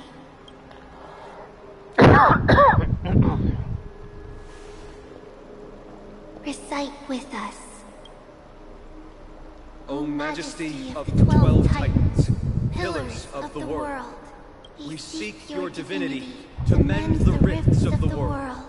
Fill our bodies with blood of gold, till we wither in willing service to the prophecy. Surrender the core flame, Chrysos heir.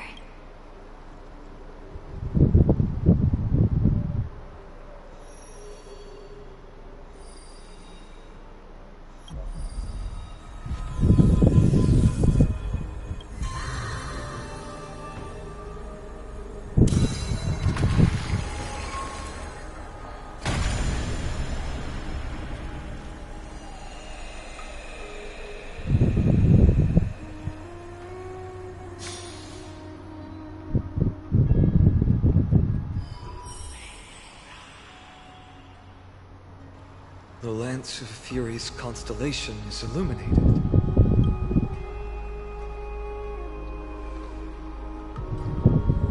Why is the vortex this silent? Was it also like that in the past? Patience, Finan. Do not make us question this decision. Lord Nias? I'm afraid he's not the person you know, Caceres. That is a manifestation of the prophecy, an echo of the Titan's divinity. It is here to examine the Titan's successor. Mortal, who wishes to inherit my divine authority, your strength and character have been thoroughly... Yet your will wavers. If you are to inherit Nikador's relentless fight against the unspeakable Black Tide, you must accept a trial of divinity. Prove that you possess an indestructible will, and vanquish the fears deep in your heart. Vanquish the fears in my heart. So be it.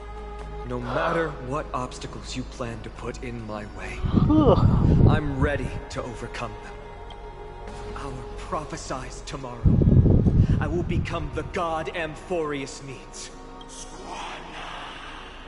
Come with me, Phynon of Aegis Elysiae. In fear, you shall abandon your mortal body, and in suffering, be reborn as a god. I could go for a blueberry muffin right now. I don't know why, it just popped in my head. I could go for a blueberry muffin. Wait for my return, my friends. Maybe I'll make some this weekend.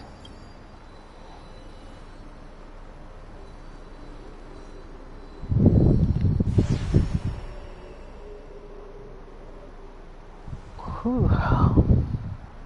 Lord Phynon is gone? He has stepped onto the battlefield to fight a campaign that can only be won by him alone. All we can do is wait and have faith.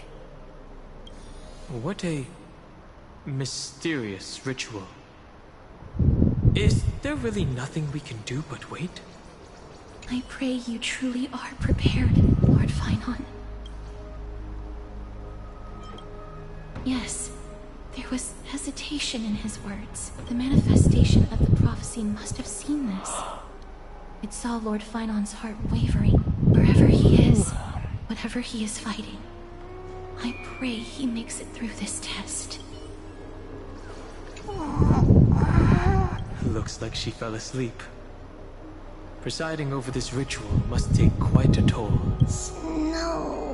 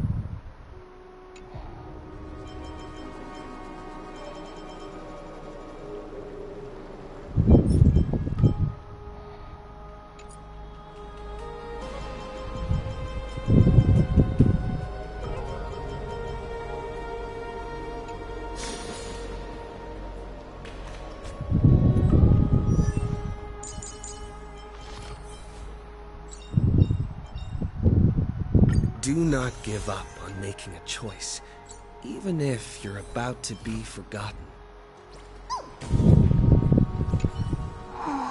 Snow. Phynon steers his own fate. If he can conquer his fear and return as a demigod, we will be one step closer to the miracle that the prophecy promised. You must have noticed by now. Every Chrysos heir here bears a flaw of sort. But not Phynon. He is a Chrysos heir without flaw. A perfect vessel for divinity. There will come a day when he leads every miracle. Still too late, huh? The constellation of the Lance of Fury is already illuminated. The core flame has been surrendered. The Lord Phynon's test isn't over yet. Prophecy sent an ambassador. They acknowledged Lord Phynon's strength and character, but had doubts about his strength of will. He must conquer his fear and prove himself to the prophecy. I was right to be worried. I want to formally thank you, outsiders. Were it not for your aid, our campaign against Nikador would have been 100 times more arduous. Kremnoans revere strength and military might. That does not mean we lack etiquette. Mighty, what do you mean when you said you were worried? They don't know yet? That guy has always been tormented by his past. I may not be the right person to tell you about him, but you must know his past if you are to continue fighting alongside Finon. Lord Mighty, please allow me. Before he was chosen by the prophecy, Lord Finon had everything taken away from him. His home, his family, his close friends. Everything he once swore to protect. He became a hollowed shell in his youth, and the blazing flames of vengeance were the only thing sustaining him. The prophecy gave him a new mission, granting him a new life as a Chrysos heir. But which is more important to him? His new mission, or his desire for revenge? I'm afraid only he knows. No. Perhaps he himself is still struggling to get to an answer. I acknowledge his strength, but fear is something not even the sharpest of swords can cut through. I hope you've toughened your resolve, Deliverer.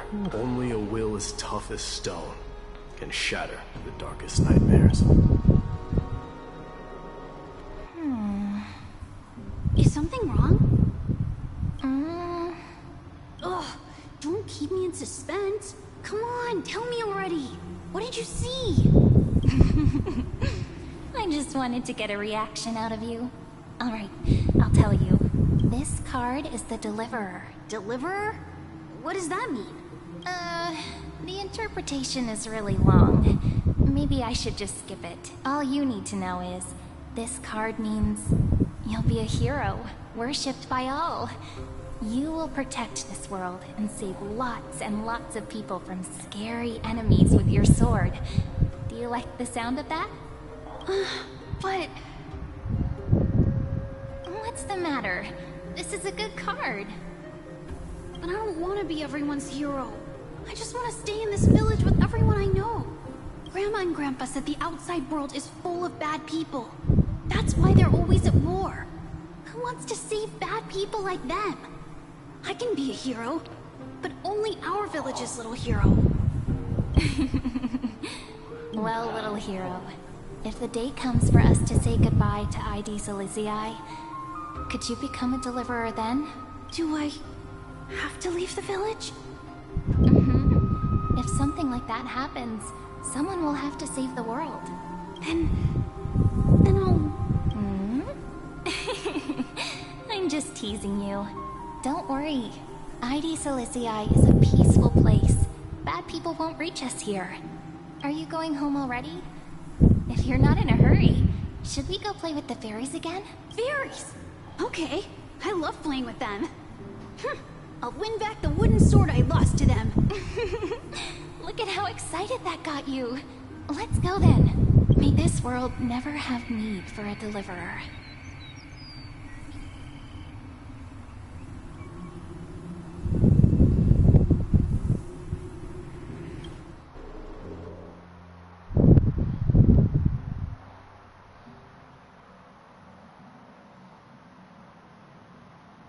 Pom-Pom, have you prepared our meals already?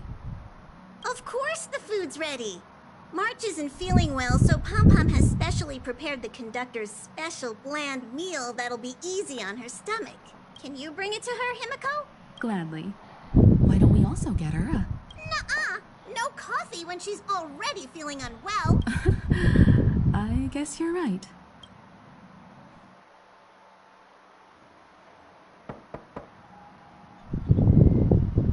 March, I'm coming in, okay?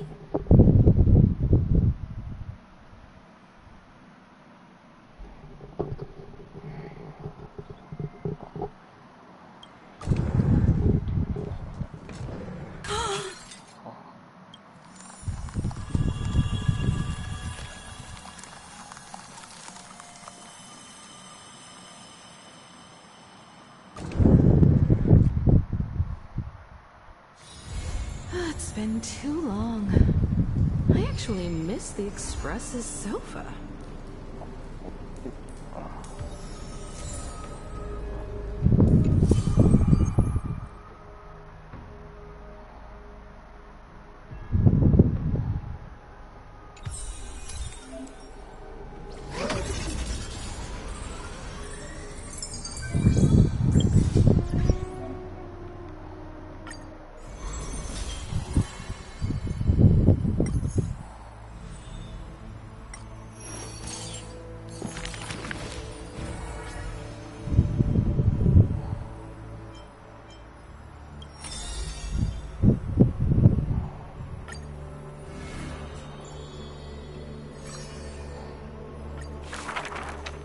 In Amphorius, untitled statues are a prevalent sight.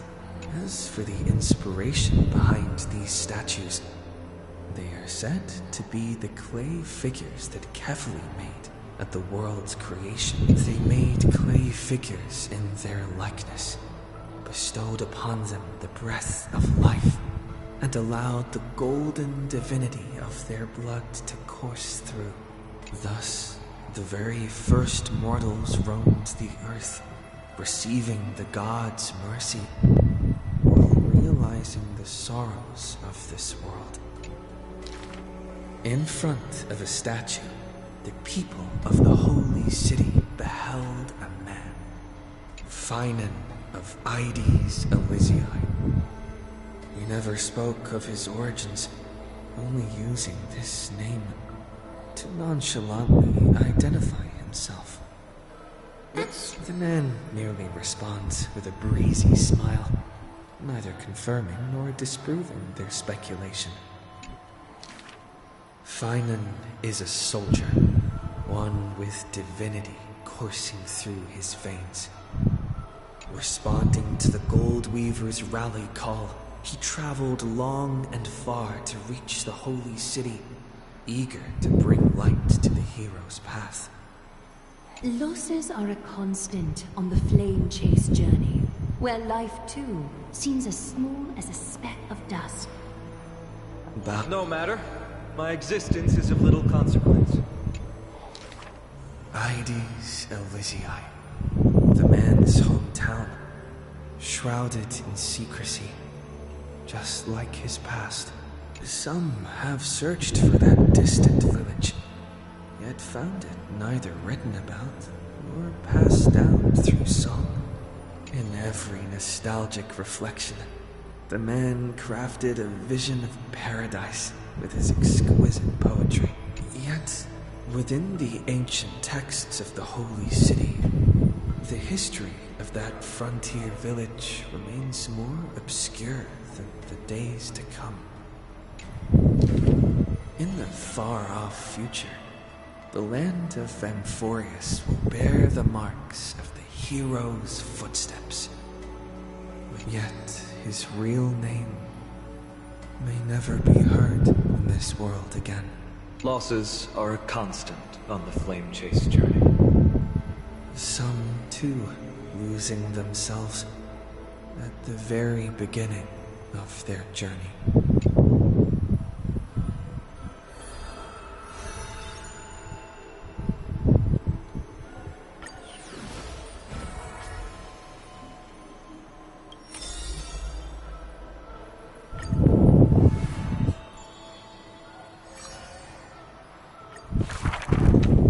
I see a sword that grants death, a shackle of destiny. Next, the silver-haired girl, worshipped at the demise's hallow. The sword stained with unknown blood, lying shattered and snapped. The priest asks with a shaking voice, upon whose fingertips will the butterfly perch? The girl never answers. Like death itself, wreathed in silent solemnity. People often say that dying is to meet the palm of the hand of shadow, and dreaming is to be brushed by its fingertips. In the mirages, when the girl petted death, she sees black waterfalls foaming and bellowing, pouring down from a chasm in the sky, where a solitary tower withstands the mighty torrents. What? The girl's embrace is not meant for the living. Thousands have entered the eternal sleep in her arms, granting to the dead solace and dignity. She mentions a ferocious warrior, feared in battle. She did not go with a smile, but to me she cursed. Oh, life's end, how ugly you are, how despicable. And from that day on, she adorned herself. Her dress, white as a radiant moon, became always dotted with flowery petals. For if death cannot be avoided, so says the girl, I wish it could contain beauty more plentiful. Among the thousand ceremonies in life and death, the ones she knows with most intimacy are a visage of a babe passed in the cradle, to the despairing eyes of the mother drowning in sorrow, from the scars on a war-battered general's torso, to the unending tears pouring from his bereft widow. Yet she remembers not a single living human she had seen. Even in the mirror, she thinks her own face strange, with an alien glow. In the Stay alive. When she cast aside the shackles and stepped beyond Idonia, a deja vu most violent seizes her whole. Did she, perchance, conduct some previous escape? Illusions dance across her eyes. She had once drifted in an endless river, then drove her single boat out of the deluge. She had wandered in the battlefield covered in corpses, then recovered the path back to life. Why must she escape over and over again? She now knows the answer and quivers, for it is a ludicrous surmise. The woman embodying death walks this world only because she knows she must stay alive. But alas, at that time she knows not that death is not the end. It is only a butterfly landing on a withered branch, utterly meaningless, profoundly trite.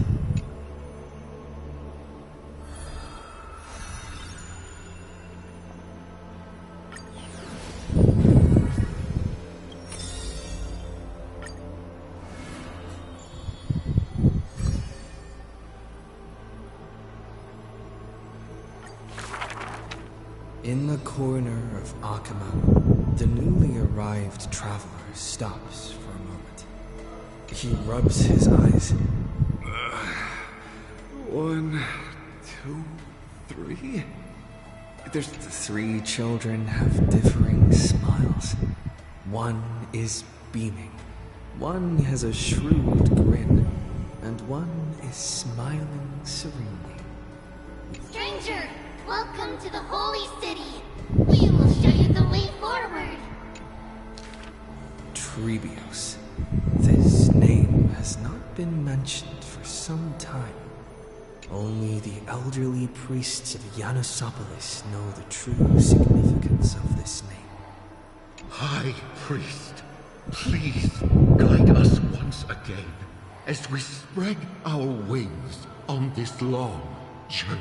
As music from his hometown plays, the smiling children gather around the old man.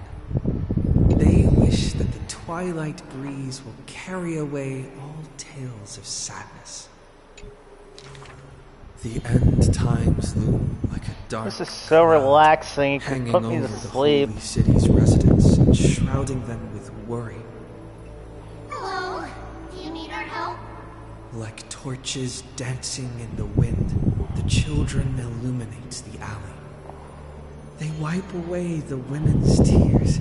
Babies sleep amidst whispers. On the windowsill of those in prayer, their light footprints remain. The citizens call them the 3 pillars of Akama. yet they simply shake their heads. There's no... Guess who we are? The 3 soared and landed in front of the townsfolk. You're Trian. An old man says. No, we're Treenan. Treenan is the quietest of the trio. Are you Treenan? A young girl asks. Wrong. We're actually Trian. Trian is the most spirited of the trio. Then you must be Treeby. A child shouts. You're right. Good job.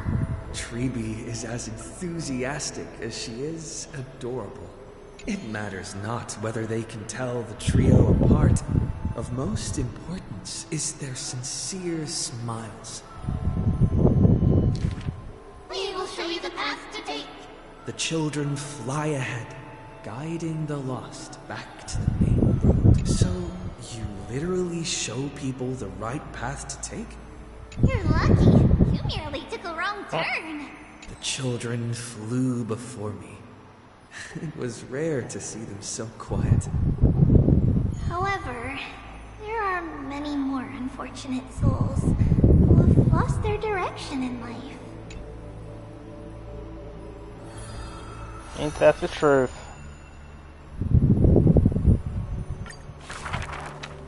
There was once a dying soldier on the battlefield who wished to bid farewell to his lover in a distant city, far away. The child leaned toward the soldier and said nary a word as she listened to his final words of comfort. As for the other 2 children, they were in the city, beside a bed upon which a woman was lying in eternal rest, wailing uncontrollably.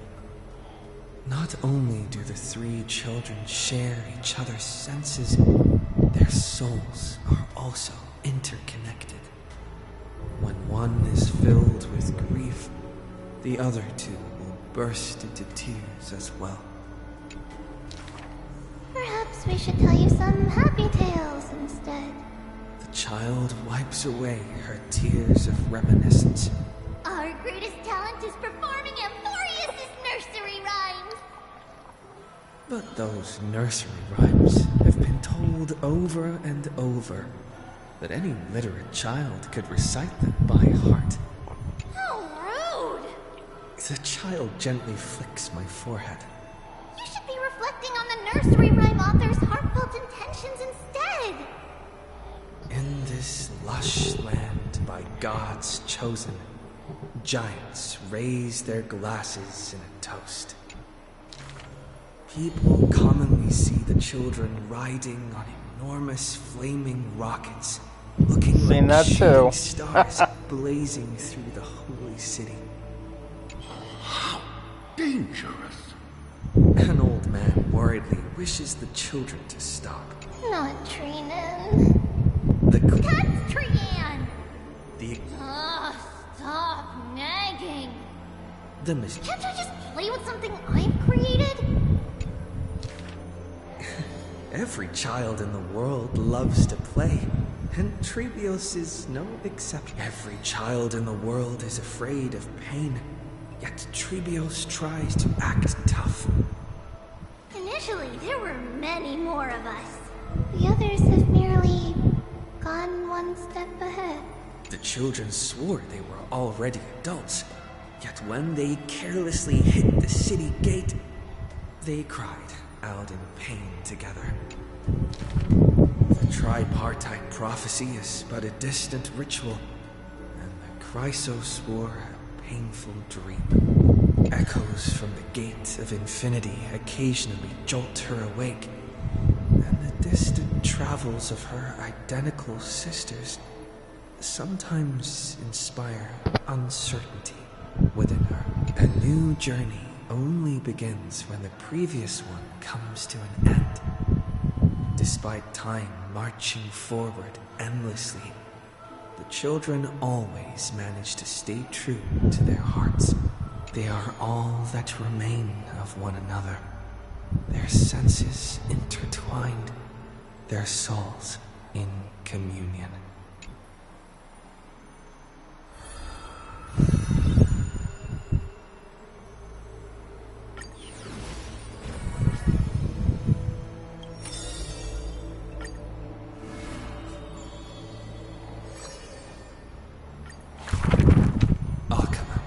A city that warriors look back upon before marching toward the battlefield. The holy city, the sanctuary of all the citizens. Just as the poets of the city have sung, the epitome of magnificence, unbounded benevolence. And the beauty of the holy city is like Aglaia herself, dressed in finery and of noble birth. She is the dressmaster of Akama, the one who weaves with golden threads. But there's one thing she'll never be able to achieve. A jealous whisper can be heard.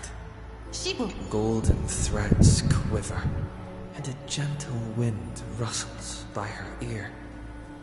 She maintains her silence, but others fan the flames. Is that so hard? Her scissors and rulers are better than any garment maker. No.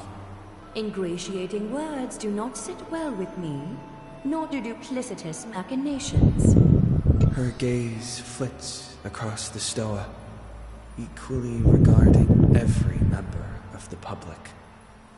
They used to wonder, how exactly do her eyes perceive if something is beautiful or not?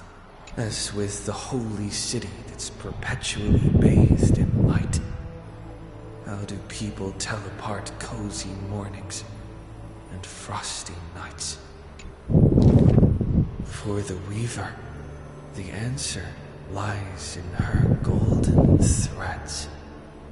Golden threads of the goddess of romance now serve as her hands and eyes. The colors of the world, intertwined with the undertones of human hearts, come flooding toward her. These... As long as the thread has form, it is enough to craft seamless finery. Be it stitched finely and tightly, or cut cleanly with a single stroke. Hardly a challenge. None of these pose a challenge. The same word rolls off her tongue twice, the latter as soft as a sigh. The one who weaves gold gazes past me, fixed on something much farther than the only challenge that she relentlessly dedicates herself to is weaving the fate of Akama into a flawless, seamless outcome.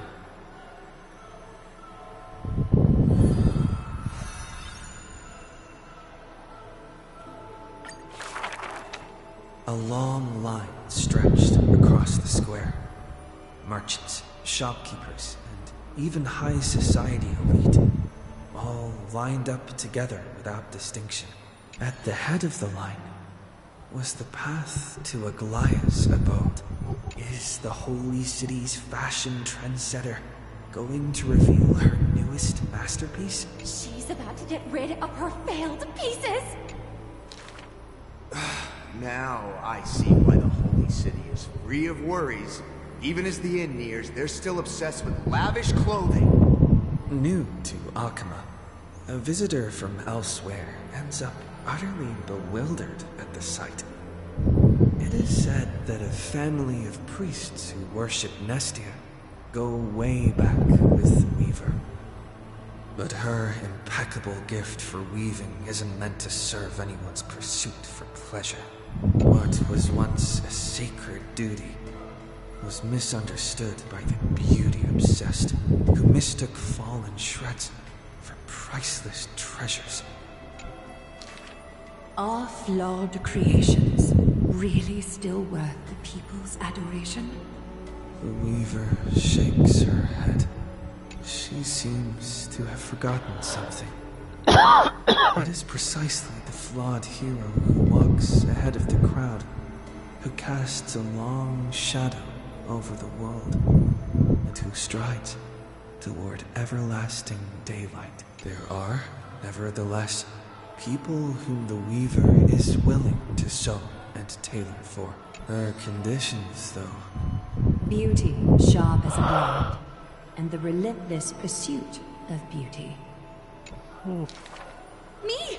I want to be showered with a thunderous ovation and lots of flowers. A melodramatic poet speaks out. I want to stir her emotions. The voice of a blushing young boy. Do I fit the bill? A seated child speaks up.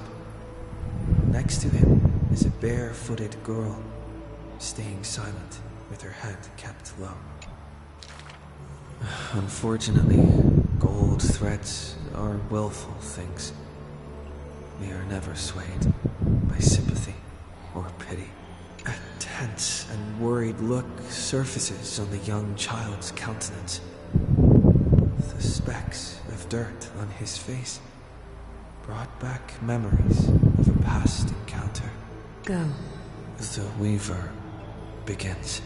Go to the 3 children in the city.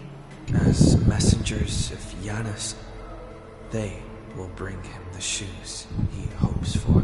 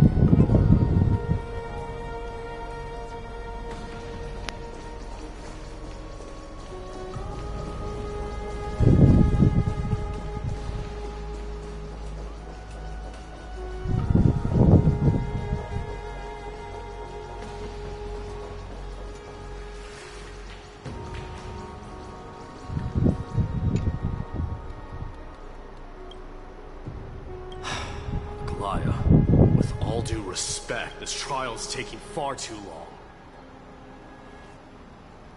What do you think of this, Trina? It's not possible to tell for sure what goes on within the vortex. All I can hear are fragments of speech and distant battle cries. Is it Finon's voice? I'm not sure. It's difficult to make out clearly. Wait, no! Lady Trinan. Snowy's voice. I can't hear him anymore. There's a sun-like existence in the trial. It's burning him up. It has come to this, after all. What now? Get ready, my Demos. Plan B. We pull him out when something goes wrong. As I promised you, Aglaya, I will intervene in the trial this time to bring your deliverer out to safety. But that's as far as I will go. Of course. I know this is not the time to demand any more from you. Discerning. All right then. To be as prepared as I can, I hope that the two Outlander warriors can also join me. That might not be a good idea. The Core Flame trial is many times more complicated than a standard ritual. Our two distinguished guests are not obliged to risk their lives for the Flame Chase journey. Things have taken a critical turn, especially so with Finan's life on the line. Join me in the trial to look for Finon. And when we do, Glaya's golden thread will guide us back out, assuming we survive Nikador's wrath. If something bad were to happen, Casterus, your priority is to ensure the safety of these two. Yes, Lord Mighty. Thank you both for your valor. Time to get to work then, taking the lead in this battle.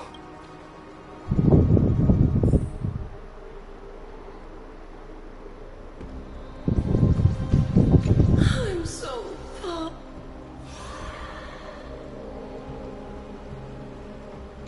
I'm so parched.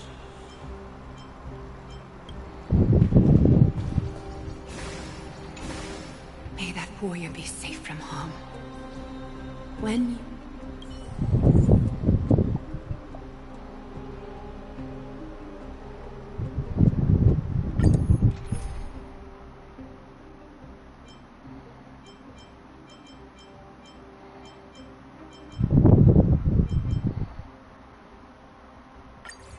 our reinforcements from beyond the sky, warriors of high esteem. Please close your eyes and hold your breath. They once kept the fate of this world, and many other challenges safe from the devastating rage of strife. They now seek to venture deep into the trial of divinity, and prove their will to destroy our enemies, as foretold by the prophecy. When the hammer of strife strikes the anvil of the warrior, the heat and impact will leave behind scars, and between them, a demigod shall rise. Very well. Come. Souls foreign to this realm, and warriors in the making. Follow me into the mist and flames.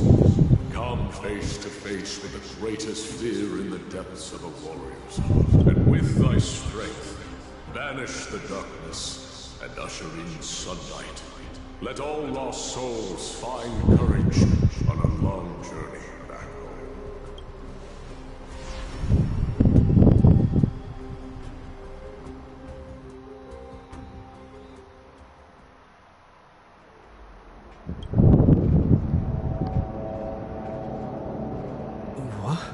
What's the matter?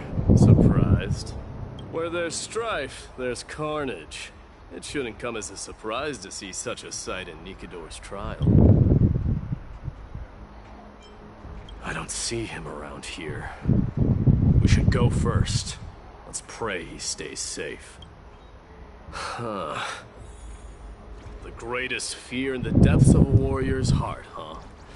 So, this is what he fears the most.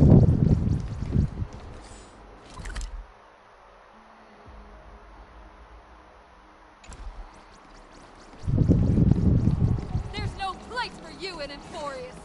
A disaster for Akama.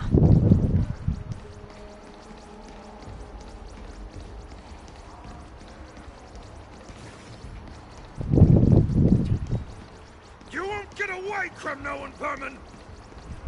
Be on alert. The smell of rust is thick in the air. Tell me your name, brute. Your demise shall be a tale I boast about at the feast table. My name is Perdiccas, and I am here to avenge my people. Kremnoans and Akamans are at war?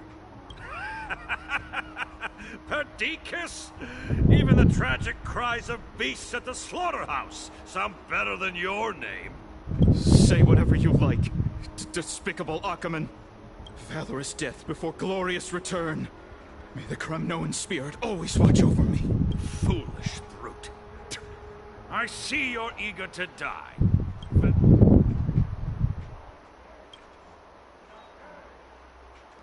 You are... Oh.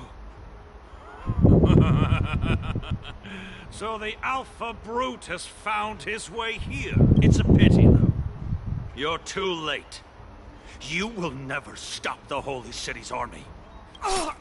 Minos, my king, avenge me. And you're next. Face your death, coward king. This insatiable bloodlust is a product of Nikador's wrath. Dragons soaring above the lands. This is permanent! Let this place witness glory. Forever do. That's what you got. How's this taste? I can't tell. Relearn who the Nameless truly are. Toward distant horizons. We are the Trailblazers!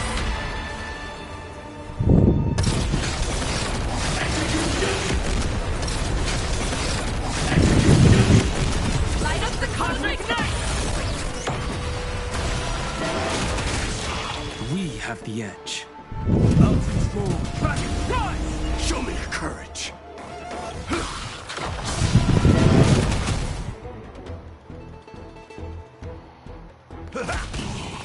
I'm not fighting alone.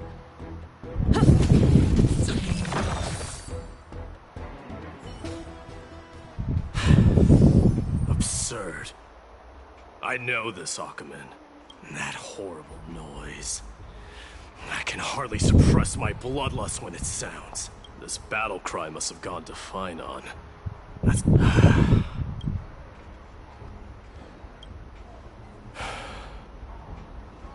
It's nothing. Let's go. That voice... is not you two, Cartonis.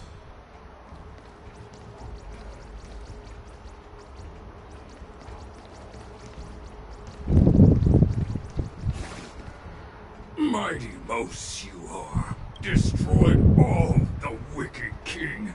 Here to take my life, finally? I won't ask how this happened, nor will I hurt you like you said. I just need you to tell me where Finon is. All of this, you know very well. Leave our city, cursed son of Gorgo! I have no intention of hurting you. Humiliate me, you shall not! Leave! Get out of Okima! Get out! Symbol of your sovereignty, take it! Signet of Kremnos, bask in blood-soaked glory, your kind alone! This is... Mother's signet? It's here again. I knew it. Ha! Finally gone mad, despicable vermin have. With your mad king, perish together in that maelstrom of battle! Enough! Be quiet! We're not at all Cartonis. Look out!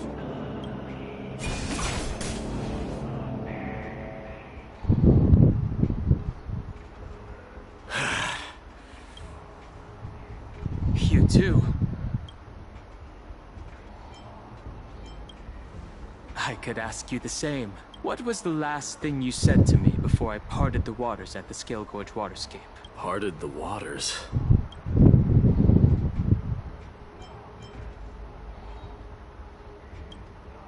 That's right. You have a great memory. Huh? It wasn't easy, but I finally found you two. So, you are Dan Heng. What did you go through before meeting us? Just some memories from my past.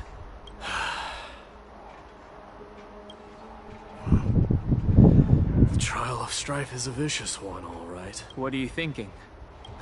This might not be a single person's trial, but an arena for every challenger to engage their own delusions in a bloody battle. I saw someone from my past a while ago. Someone Finon has never met. That doesn't exactly sound like a bad thing. At least it means we'll be able to find Finon here. We can only hope this battlefield is nowhere as extensive as I imagined it to be. Let's first follow the sounds of battle to their source. The battle cries seem to be getting a lot louder. I have a feeling someone is manipulating this battlefield. Someone who might not be Finon. I agree.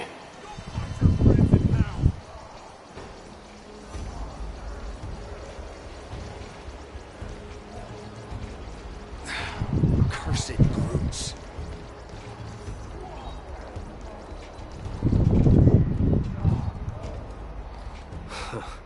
Just as I thought. This is where the battle cries were coming from. The true entrance to Nikador's trial. What's wrong with you two?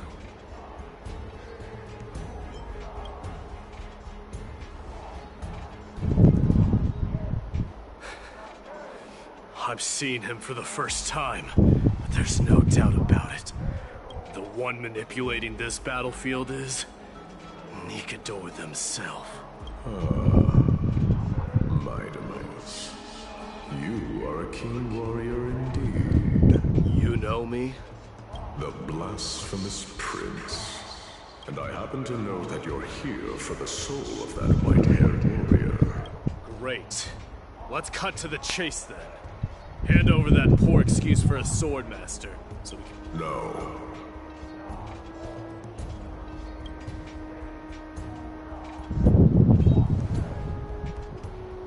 I applaud your courage and strength for coming this far, but you have chosen to besmirch the dignity of one who has fallen, and I cannot turn a blind eye to that.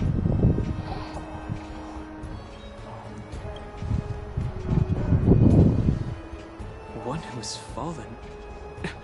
Finon failed the trial? He faced the greatest fear in the depths of his heart, and fought with exceptional valor, though he eventually succumbed to the brutal onslaughts. I have since brought him to the rear battleground, and granted him glory worthy of his courage, tenacity, and sacrifice. You wish to take him away? Sure. Pick up a spear and prove that your resolve can rival his. Of course. Cowards who hope to avoid bloodshed are better off disappearing from my sight this instant. Let's just get on with the fight. Your opinions are of no interest to me, Mad King. If it's a fight you're looking for, then you will get one, Titan. I will put you to rest once more with my curse of immortality. Commendable. Your noble mother displayed the same spirit with a spear in her hand. Don't you dare speak of her. Why not? She challenged the former Kremnos king to a duel, even knowing that it was a deadly trap, all to protect your dignity. Her death was caused by you, the incarnation of Strife. How dare you talk about her past? Enough of this nonsense. You should be wielding your weapon at the god of strife. Battle me and put a swift end to this!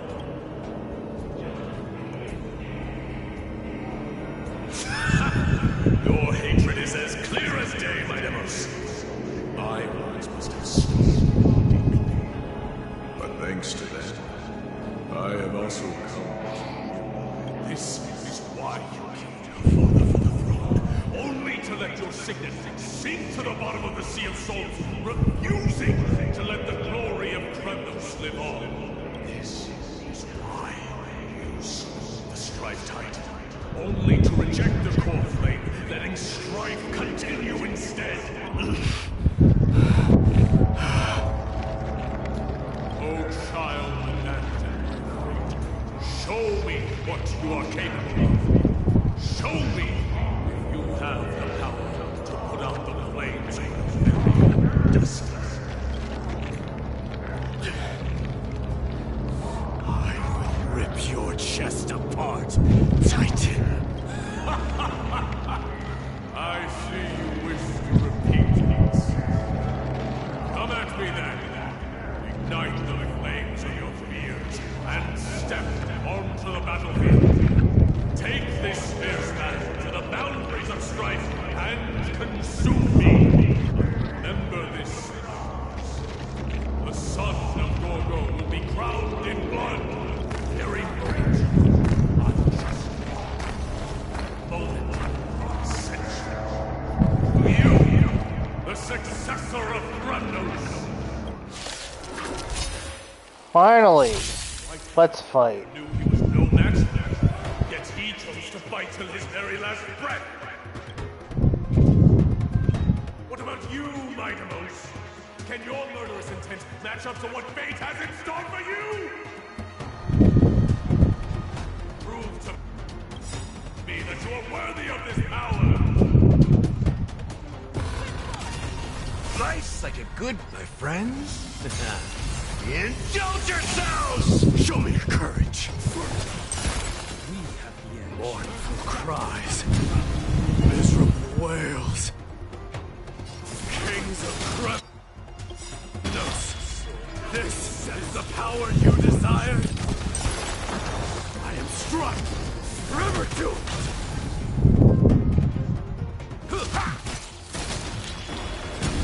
Relearn who the Nameless truly drive toward new dawns! In the name of fairness, I grant you the blood of strife. This raging power. I can hardly contain it.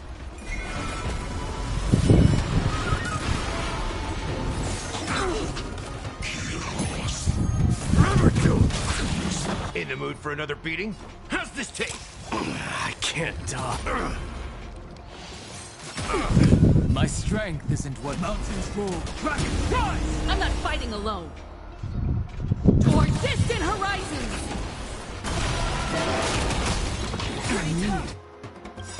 To be dying, so now accept your punishment. Burn it up.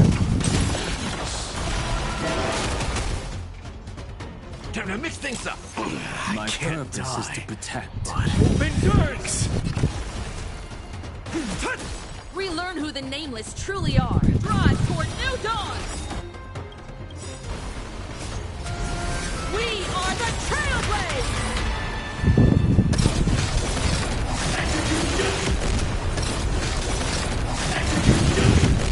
Light up the cosmic night!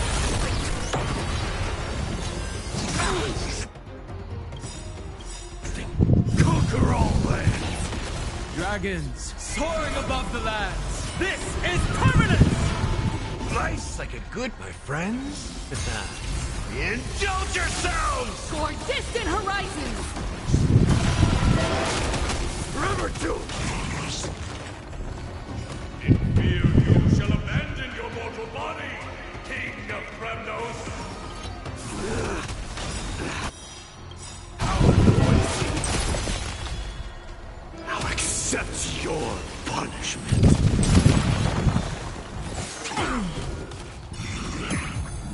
Forever doomed! Drive toward new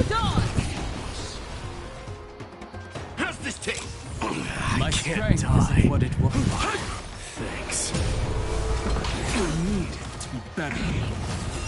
Burn it all.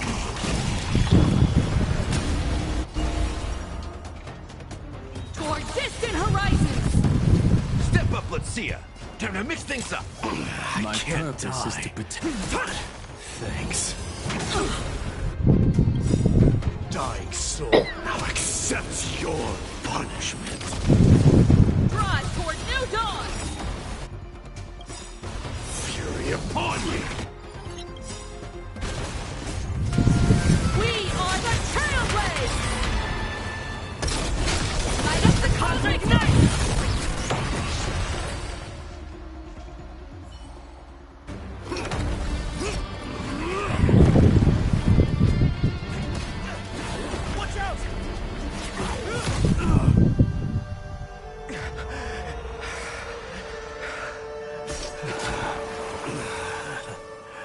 Found you.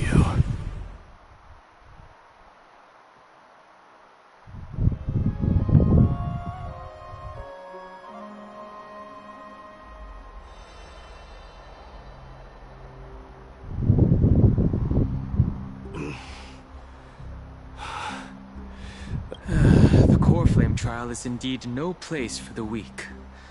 Let's just hope that Finan gets through this. Condition.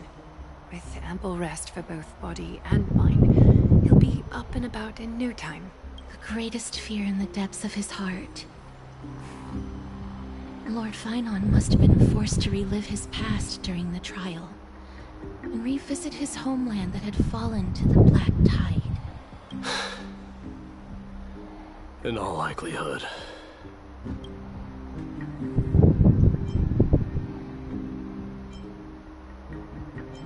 Since coming to Emphorius, we have heard many talking about this Black Tide.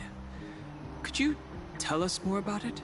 It is one of the culprits that drives the people of Emphorius to madness. It was during the Era Bellica that this unspeakable thing first appeared, like a plague, alongside the 3 Titans of Calamity. Nobody knows where it came from or how it came to be. What we do know, however, is that it is steadily encroaching upon what little remains of this tranquil land, much like a rising sea closing in on an island from all sides. It is for this very reason that it became known as the Black Tide. Those who succumb to it lose their reason and humanity, becoming vicious, mindless monsters. Mortals are not the only ones susceptible to its influence. Even gods and titans cannot escape from it. According to Nias, Nikador, though one of the embodiments of Calamity, also bears the responsibility of fending off the Black Tide. Perhaps that is also why Lord Finan threw himself into the trial of Strife so readily. But now, we must look for alternative means of igniting the flames of Strife. So, Aglaya, what should we do now? You know very well the decision doesn't lie with me. As the successor to Kremnos, Mighty, you know better than anyone that if it was simply about emerging triumphant on the battlefield of Strife, you and your people could manage it with ease. But ultimately, the heavy burden of divinity can only be borne by one. It is foolhardiness and indecision, not the unclaimed seed of divinity, that pushes this world into the deathly fog.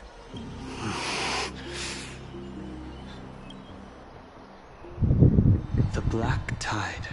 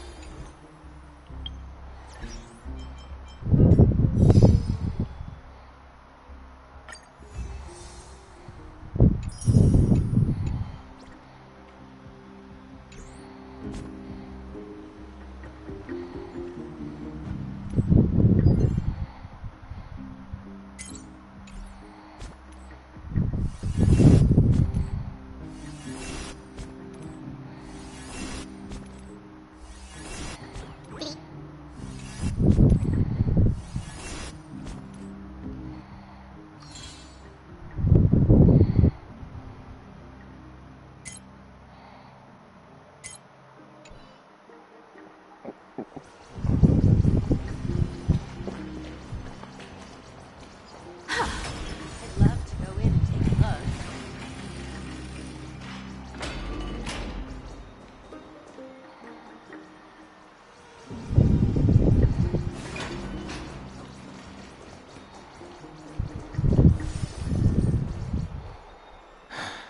An unspeakable thing of unknown origin. That's right. If you think about the various characteristics of Amphorius, an isolated world of eternal night being eroded by an unknown power, we cannot discount this possibility. This has been bothering me for a while now. Everything we have seen thus far suggests that Amphorius wasn't always isolated from the rest of the universe. There must be other reasons for its current state of isolation. It's just... If the cancer of all worlds is truly the culprit, then we should have observed certain phenomena, explicit or otherwise, by now. But that isn't the case. That's what I was thinking too.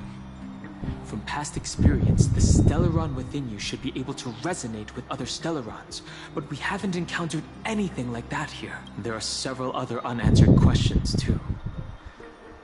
My gut feeling is that things here are not as simple as they seem. Furthermore, what happened in Penacony also proved that the appearance of a world may not necessarily be due to the influence of just one path.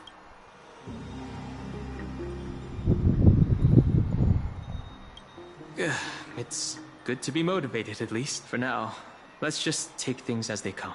The Black Tide could be a good starting point. Since Nikador has fallen, those who are suppressed by them will no doubt begin to counterattack now. It seems our trailblazing expedition is growing in significance.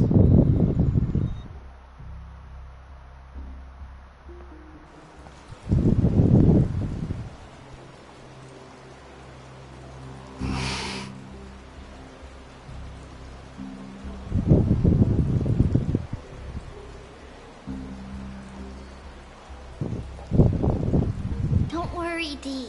This isn't the first time he's been like this. A long time ago? I'm not worrying about him.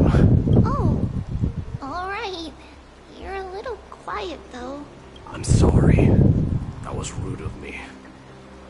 What I meant was, I know that man can pull through for sure. It's alright. Being straightforward suits you better. Actually, Dee, there's something we're curious about. Isn't that ironic? There shouldn't even be a word for fear. Do you think you stand a chance against that thing that terrifies you? Is this also part of your grand scheme? What do you mean? Aglaya knew that Phynon might fall, and she expected me to take his place. That was the plan all along, wasn't it? Yes. Looks like you know everything. I have no intention of condemning you for it. The Flame Chase journey is not a game, and I have long understood this. The downfall of Strife, and the ever-growing threat that the Black Tide poses. If Circes and Ornyx are also impacted, ramifications will be dire. They are the only two Titans who are still lucid and willing to coexist with humanity. Regrettably, I do not hold the key to completing the trial. If I wish to conquer that fear, I need the assistance of my fellow Kremnoans. Give me some time to speak with my people. It won't take long, I promise. I see. There is strength in numbers, but you must know that the trial to become a demigod is ultimately meant for only one individual. Your people. They have been eagerly awaiting a new king all this time, haven't they?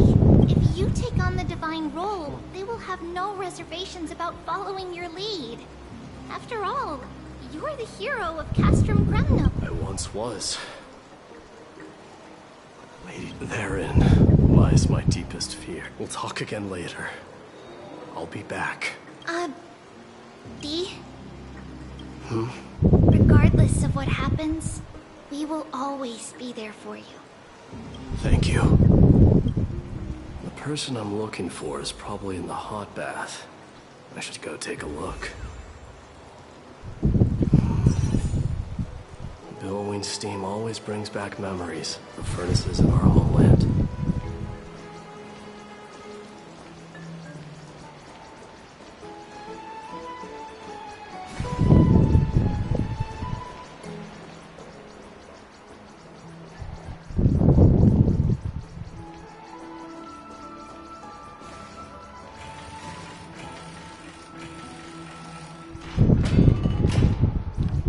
Children left unattended by their parents? That's not safe.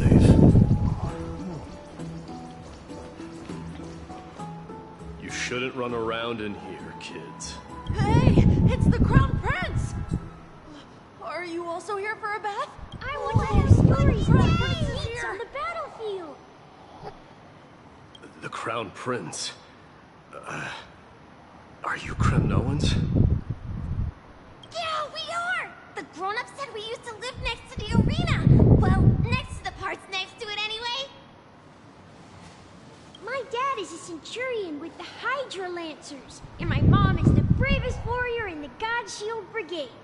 We used to get tons of silver coins from Mr. Krataros. My parents are serving in the Holy City garrison now. As warriors of Kremnos, they're braver than any Achaemen. Why are you kids here alone? Where are the grown-ups? Mom and Dad were asleep, so we snuck out to play hide and seek with Mr. Krataros. That old man can be such a child sometimes. You know where Krataros is? I happen to be looking for him. Sorry, I don't. No way!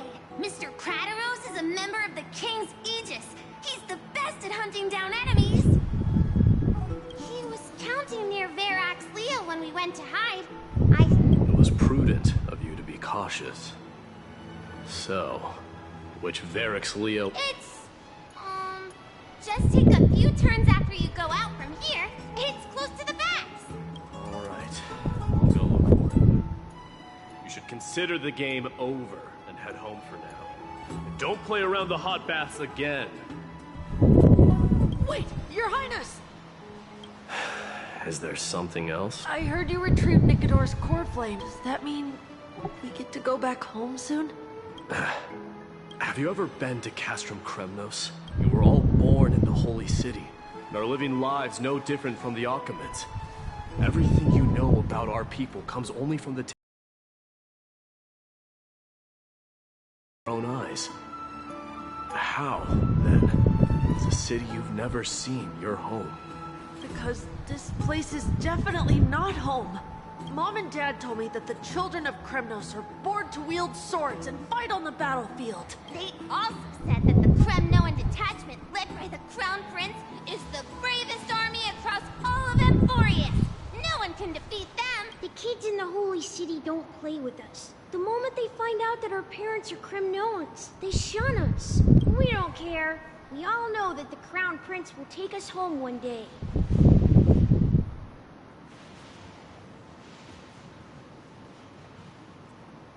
That time has not yet arrived. But, young men of Kremnos, heed my command.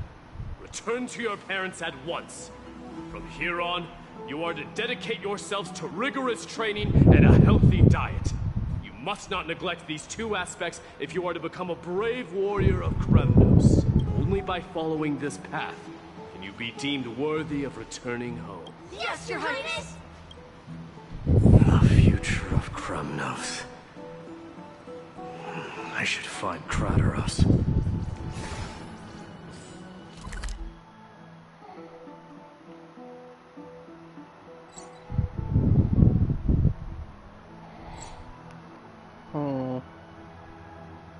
I should debate if I want to stop now or go on a little bit longer.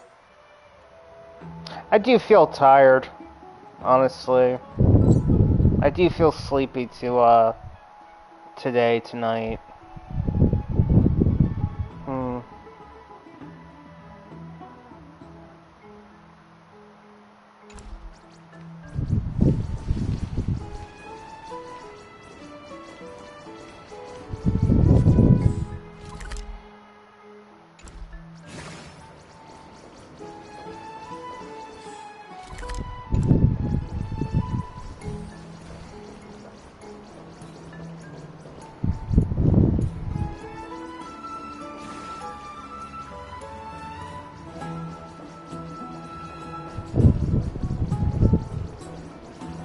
I like the music here.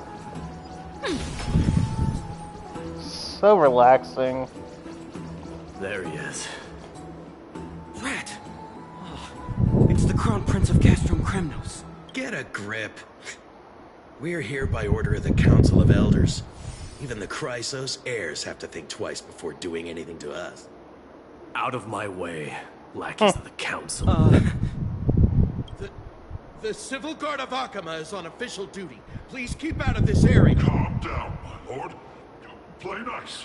Don't make me repeat myself.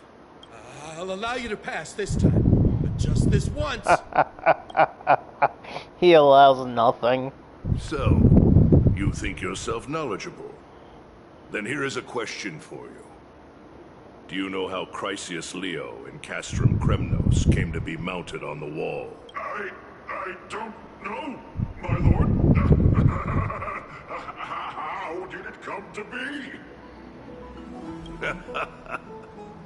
Let me enlighten you.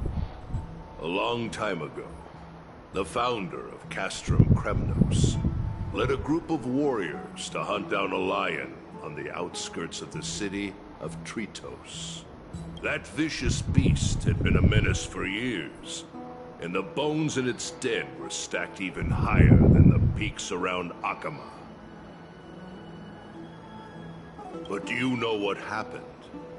Nary a moment had passed after the beast's head peeked out of its den, when the Kremnoan warriors surged forward and brought it down within the blink of an eye, shattering its knees with a single strike. And then... why are you red-faced already? We haven't even gotten to the best part yet. It's your storytelling, my lord. You're weaving such a captivating tale that it got my blood pumping. Please, go on. Well, if it isn't Lord Mighty. It's been a while. Oh, what in Akama is happening? To what do I owe the pleasure, son of Gorgo? Kradaros. My esteemed teacher. Let's talk somewhere else, Mighty Mos. I'm tired of speaking with this silly lion. What about the Council's informants? Those two hyenas are nothing but scavengers of rotten meat. They couldn't bite even if they tried. They can follow us if they want to. Wait, so how in the world did Chrysius Leo get mounted on the wall? Keep up with us, you hyena. Oh, sorry. I meant officers. Hey, old man, how dare you? Calm down. Calm down.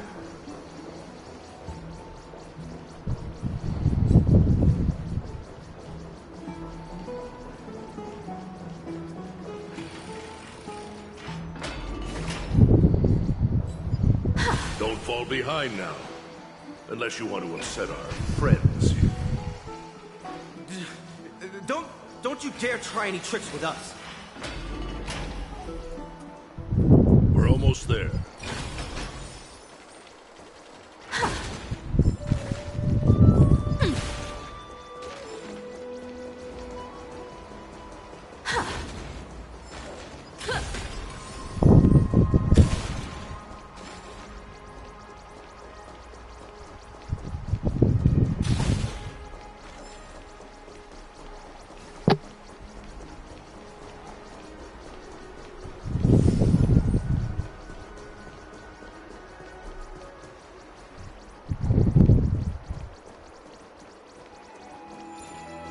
Hey, welcome back again. Why have you stopped? Thanks for coming back.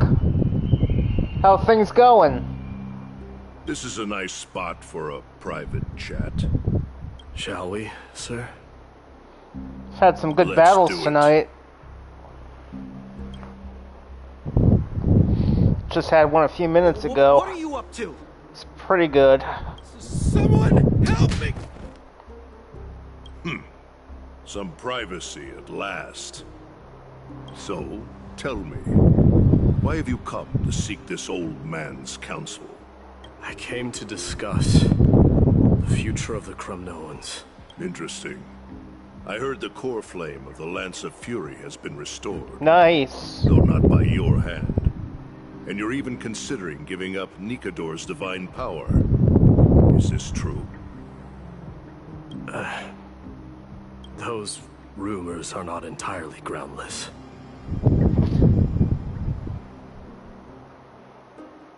Oh, nice. That's cool. In other words, you did entertain the thought of giving up the throne of Kremnos and forsaking your people. The divine power is not equivalent to the throne. The path of strife is also not our people's only way.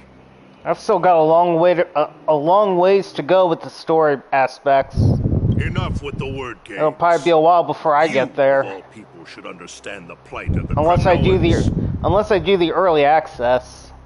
Think about I thought all the about warriors it, of the Kremnoan detachment but who left their homeland with you. Think about their children. Only the yearning for our former glory days has kept us going all this time. But it probably makes more sense just to follow the story as it goes, and just work my way up to it. If they ever learn that the crown prince they look up to so much is actually toying with the notion of stepping down, think of the disgrace it would bring upon your departed mother, Martimos. Okay, Mom. Thanks for watching my stream. I'm glad you liked it.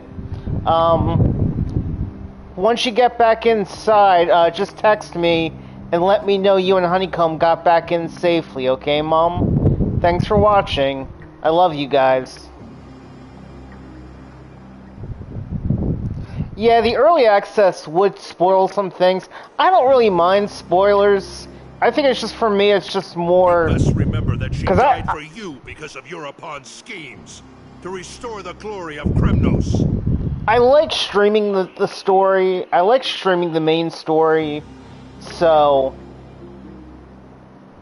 yeah, it's probably better for me just to play through it. I did start a small piece of Planet Cardia, and I need to get back to that.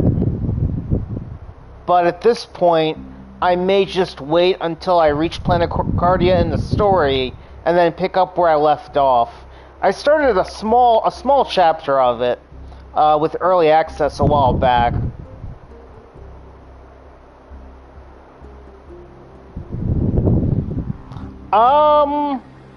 What's the new weekly boss? What is the new weekly boss? Since you've brought that up. Are you trying to shame me, Martimos? I may be old, but I haven't become so decrepit that I've forgotten it all. Of course I remember that Europon died when the Kremnoan detachment surrounded him. You drove the spear into his chest with your very own hands. That was merely the final outcome. Do you still not see it? What led my parents and our people to their downfall is none other than the strife we speak of. The quest for glory. The tenet of valorous death before glorious return. Oh yeah. Yeah, I've seen like the videos and stuff, and I was thinking that they do seem to like to spoil a lot if you watch the videos. Yeah, I've noticed that too. Don't be ridiculous. The only thing that could slay a king is a spear. I swore to your mother that I would guard your crown with my life. I never foresaw that the son of Gorgo himself would be the first to turn his back on the Kremnoan spirit. Gorgo. Your mother bore that name. The name of the great founder of Castrum Kremnos. And she upheld that name with honor. If you choose to turn your back on her legacy, like a wretched deserter, do not fault me for withholding my loyalty, Martimos. I came to discuss the future. It always sounds to me like when people say his name, it always sounds like they're saying Mighty Mouse. It appears this is not the right time. That's what always pops in my head when I hear them say his name, is Mighty Mouse. Go, Mighty. Yeah, that's what those Chrysos heirs call you, isn't it? Go down the path you have deemed correct, Deep down, you have always been one to do as you please. And I am well aware that no one can deter you once you've made up your mind. Yeah, I remember you were telling me about the fireworks there before. You mentioned that before. But don't you ever dream of renouncing the traditions of Kremnos. We may Yeah, reside in Akama I'm sure that can be a little frustrating at that time of night. Strife by At that time of night for people to set off fireworks. I get that. Bloodlines no longer hold any significance in this era of destruction. My young lord. I mean, I think, honestly, I think so far, never reveal your vulnerabilities to every world we've been to, a lion at some point during each world story, I definitely start to tear up a little bit. Like, they just did an amazing job with this game. Especially when it wields power enough to dominate the entire hunting ground. Eurupon, the boy did nothing wrong! This is murder! Do not sully the noble name of Kremnos with the blood of an innocent child. You mustn't reveal your weaknesses to the enemy. Yeah, I haven't seen that one yet. Enough! My decision is final. We must use this child's life to preserve the soul of the great Nikador. We must save Castrum Kremnos. Right. Yeah, no, it's not a bad time of night right now. Yeah. Do you truly believe him a threat to Castrum Kremnos? I honestly don't go to bed until after 11 o'clock usually anyway. Sometimes not until after midnight. You'll be ending the bloodline of Kremnos if you do this. Our millennia-old glory will become nothing more than a joke.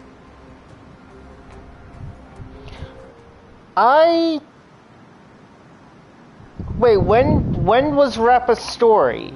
Maybe I did, maybe I'm forgetting. Maybe I did see it? When is Rappa's story? Place no value in bloodlines. It is through pure bloodshed and slaughter that the kings of Kremnos have ascended to the Maybe I did, I might be forgetting. As for our millennia-old glory, it has always been a joke in my eyes. Glorify it all you want, but it will not alter the nature of slaughter. Those who revel in it are but murderers. They are no more noble than the most monstrous beasts in Amphorius. Enough with your words! Among all the kings of Kremnos, which one— But listen to yourself now. Do you truly believe you can cleanse the blood from your hands through mere words alone? Nay, quite the contrary. I will end this cycle of bloodshed, starting with this child. With these blood-stained hands, I will end it all. Your failure is inevitable, Eurupon. You are just a coward who can only raise his blade against his own child. A beast that murders his own kin, King's Aegis, and Empress of Kremnos. You cannot sit idly by and watch this atrocity unfold. If you consider yourselves the honorable sons and daughters of Gorgo, then take up your spears and join me in putting an end to this bloody charade! Does anyone else have any objections? If so, come forward with your spear and prove your mettle! Understood. 5, 4, 3. No one dare stand by my side. Cowards! Has that crown stripped you of your courage? 2, 1. It appears there are no objections. Then, in accordance with the Kremnoan Council's principle of tacit consent, with all present as witnesses, this child shall descend into the Sea of Souls, where he will nourish the Lance of Fury and join the fallen heroes. May fate and the gods await your arrival, my son, Mighty Mouse. Stop! Mighty Mouse. If you have more to say, then speak. On account of the life we have shared together, I grant you this one final chance. With the blade of fury above us and the council bearing witness, I, Gorgo, hereby move to challenge the crown in accordance with the laws of Kremnos. O unworthy king, in the name of the Council of Elders, I demand that you duel me! We shall see who the Kremnoan blades... Midamos, my son, they all tell me to forget. But how could I ever? The son of Gorgo will be crowned in blood. If there is no Kremnos without the crown, then I shall seize the crown and smash it to pieces to bring the people to their senses.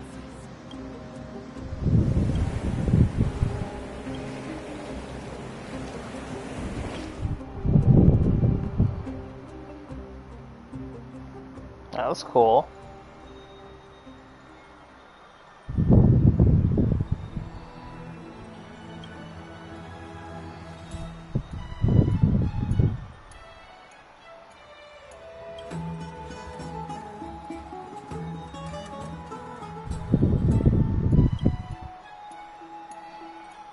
Mister, you're awake.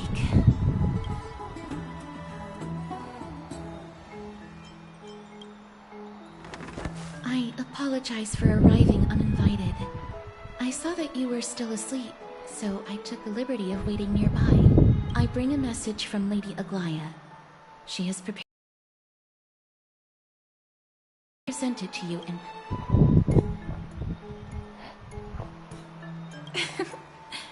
I'm glad you're in good spirits. All right, let's set off. Version 2.6. Well, I came in after version 2.6. So, I guess no?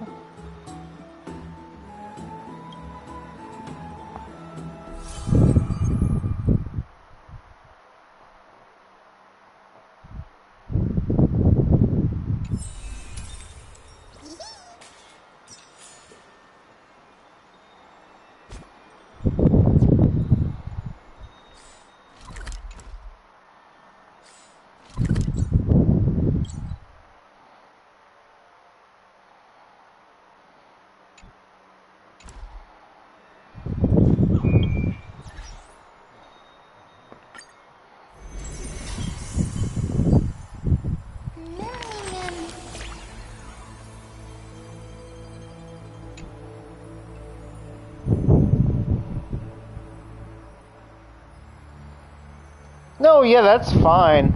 But yeah, no, unless I'm forgetting, I don't think I've seen Rappa's backstory yet. I don't think I have. Unless I'm forgetting.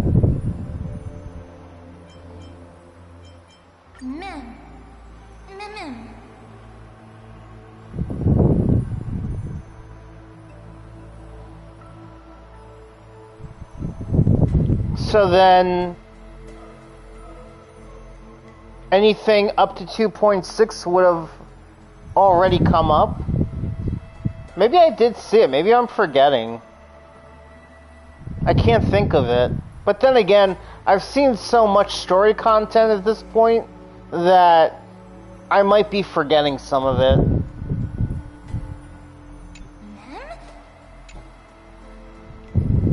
I'm honestly not sure.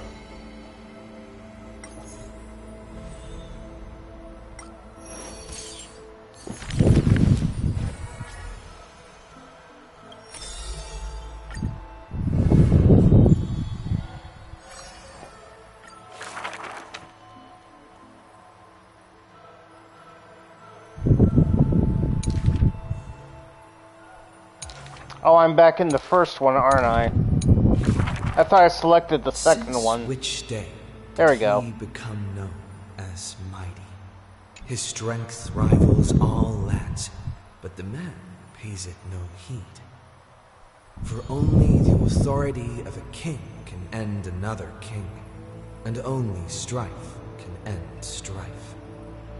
The torrent of conquest crosses the barrens, yet with homeland's blood, it is destined to be stained. None dare to shake his hand in greeting, for his hands burn as the blazing sun, soaked in the might of the flames. What a mighty feat it is. In the aftermath of defeat, the man digs graves for the deceased soldiers, burying thousands with his own hands. In that fight, he crushed all invading blades with his fists. A body immortal may never fall, but tears of pain in his heart still flow.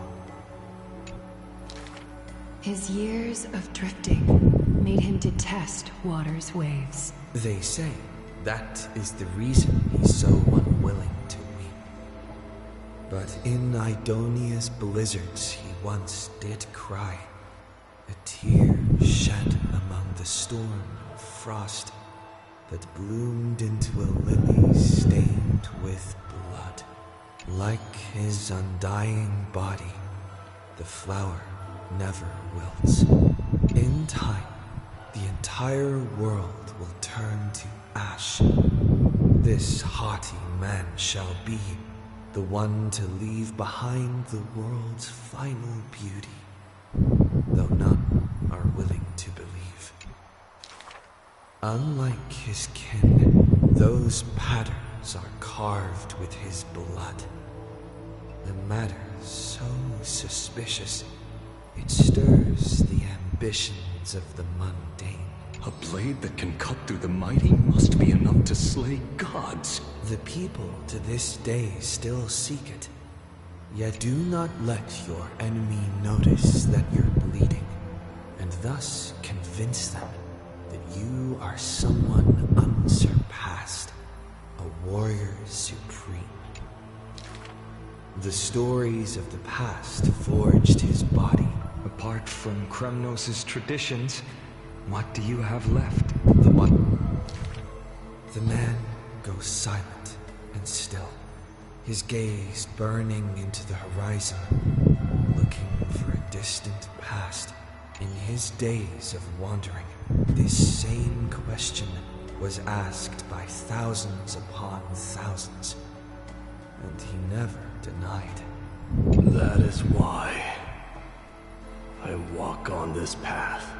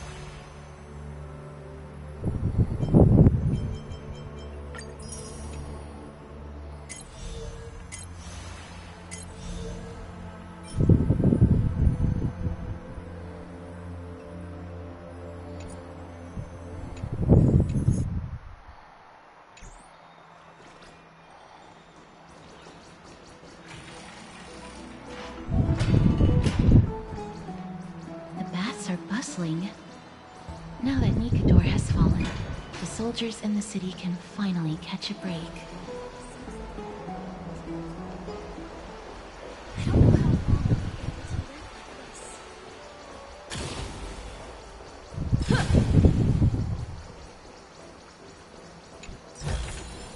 The best rewards come unannounced.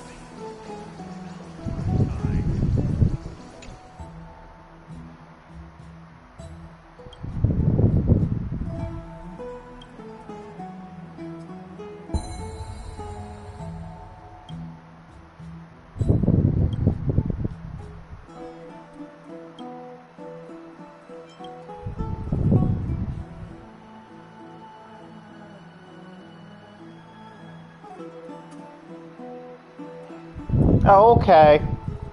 No, thanks for checking. I didn't think I had, but I was thinking, well, maybe I forgot.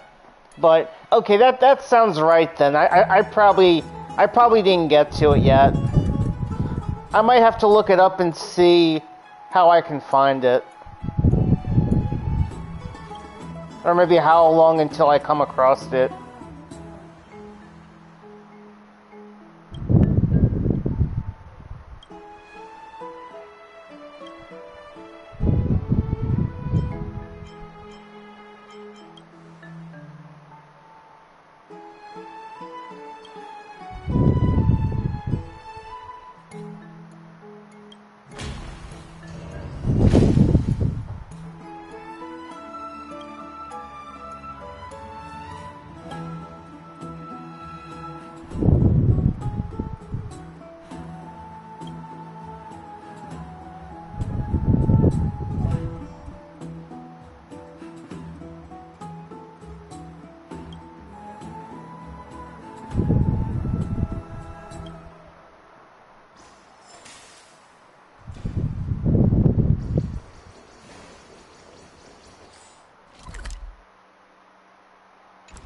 Is that Lady Treby and Lady Trianne? You must have forgotten. This is a precious relic from our hometown. We definitely all saw it back then. Yeah, I was happy though. This is a counterfeit. Last time I It's got impossible for something this fragile to I got Himiko Nova. in one piece. It only took 4 10 pulls. So I was really happy about that. Nothing is impossible. We are fragile too, but we still got through those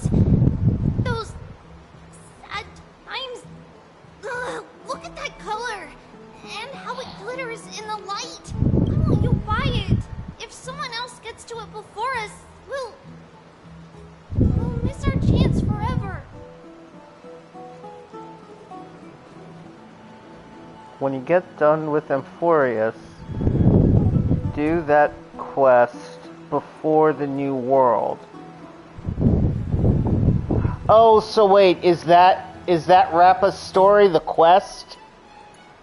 Is that what you mean? Because that's probably why. Okay, that's probably why. So it's not part of the main story line stuff like at each new world. It's one of the subquests? Is that right? Calm down, Trianne. You need rest. Because if that's the case, yeah, I'll take a look and I'll check it out. I'll see which one it is. I'll check it out. Please, there's no need to fret. If you need more time to make a decision, I can put this aside for you until tomorrow. No, it's all right. Trianne is just... She'll come to her senses tomorrow. Okay, well, I'll just have to look it up. I'll look it up over the weekend and I'll look into it.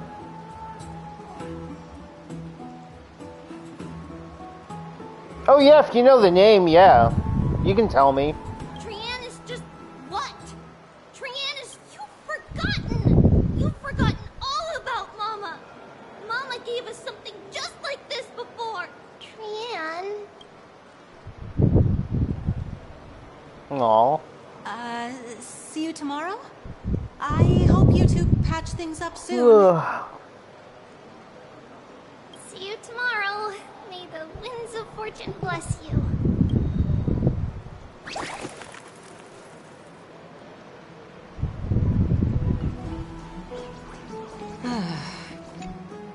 Excuse me, if you don't mind, could you tell me what Lady Treby and Lady Trianne were discussing just now? Oh, it's Miss Castoris. It's been a while. Well, honestly, I'm not quite sure myself. See, I have a little hobby of collecting handicrafts. Some time ago, I found this trinket being sold at the Marmorial Market, and bought it to use as decoration at my stall. When Lady Treby and Lady Trianne walked by earlier, Lady Trianne happened to catch sight of it. and promptly insisted that it was a precious memento from her hometown. But Lady Treby believed it to be a counterfeit. She said it couldn't possibly be from Yanisopolis. The likelihood of such fragile glassware surviving the Chrysos War is simply too low. For some reason, Lady Trianne became awfully upset after hearing that. I see. Madam, would you mind selling this trinket to me? Certainly. It's just... if it truly is a relic from Yanisopolis, it could be worth a small fortune. Miss Casterus, I'm running a business here after all, so... I understand. Feel free to name your price.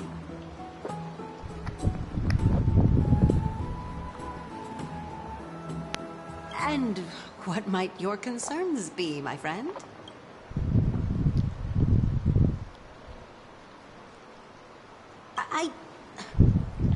Fine. Miss Casterus, just promise to support my business in the future. Much appreciated. Thanks for helping me out. I'm not one to venture out often, and while I have some savings, it takes a lot out of me to even talk to people, let alone haggle. Had you not been here, I would have been set back plenty. The authenticity of the piece isn't important. What matters is that it holds special meaning for Lady Trianne and reminds her of her hometown. Oh, that's sweet. I've long wished to show my gratitude for Lady Trianne's care, but I haven't been able to come up with any ideas for a suitable gift. This chance encounter today feels like divine intervention. Still, this trinket is admittedly rather fragile. I will have to make some adjustments and stitch it onto wool felt to protect it.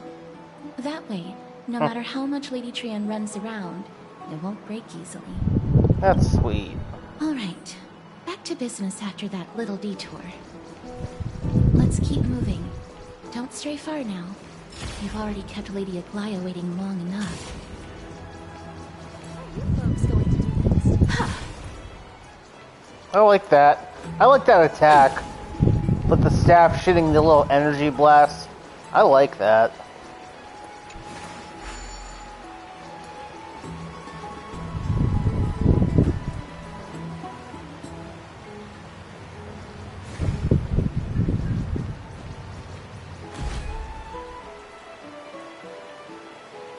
The name of the story is Banana Outrage Battles Without Ninja and Humanity. Okay. I'll have to look it up. I'll look and see if I've got that on my quest list, because I do have a lot of stuff on my quest list. There is a lot of stuff that arrived before us. I've really fallen behind on the side quests, and then so there's just a long list there. Yeah, there's a long list on the missions. Banana Outrage. I don't think I remember seeing that before, though. Banana Outrage.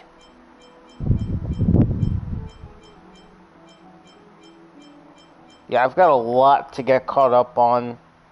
I might try to work on some of these on the weekend. Yeah, I might try to work on some of this on the weekend.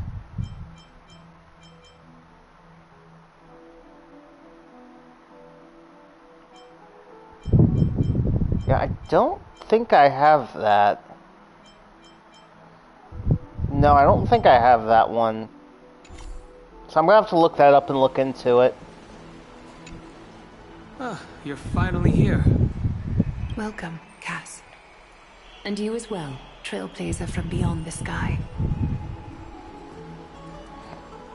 Also kind of annoying because of the banana song.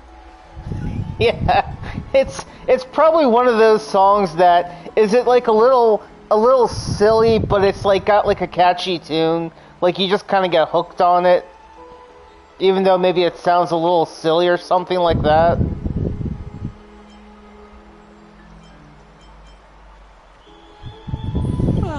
would have been too, if you hadn't stayed up so late. But what matters is that you got a good rest. For all that has happened, it was never our intention to drag you two into the battle against Nikador and jeopardize your safety.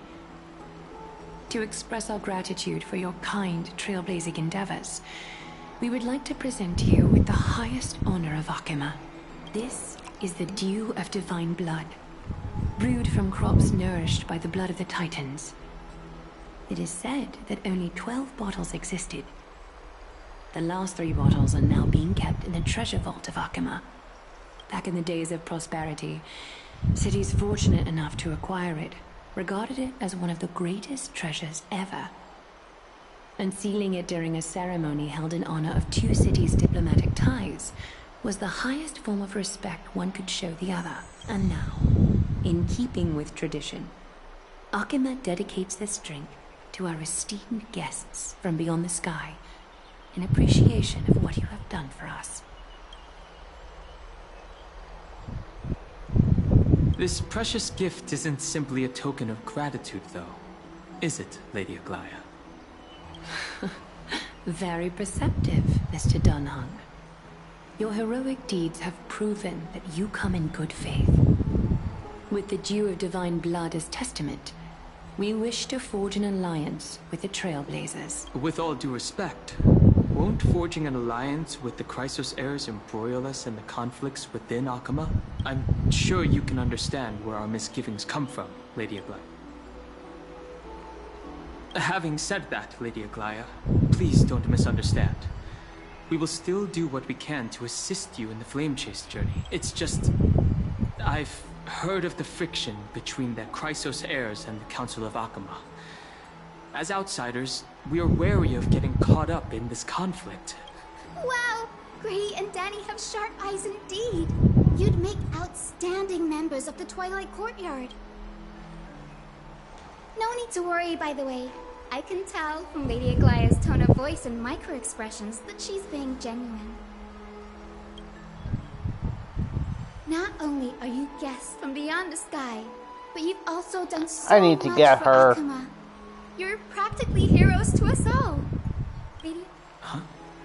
You are... Hyacinth, thank you for taking care of the wounded of the past few days. Oh, it's no trouble at all. The patients are very cooperative when we attend to them. I'm just thrilled to see them all going home healthy again. Oh, it's Cassie. Oh, I've missed you.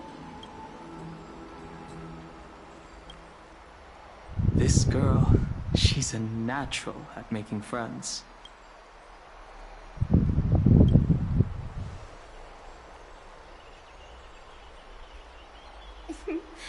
As an acolyte of Aquila, I'm here to bring healing light to the world.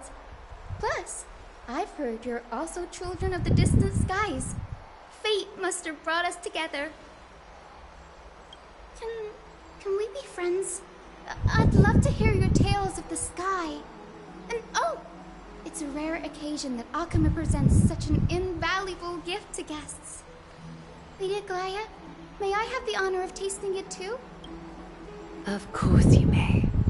Esteemed guests of Akima, please believe me when I say that this gift carries no hidden agendas. As for the matter of the Alliance, you need not give me an answer here and now.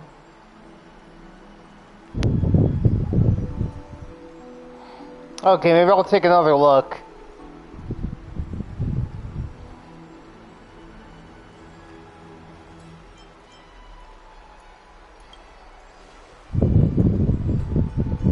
I see. In that case, we will accept this gift from Akima.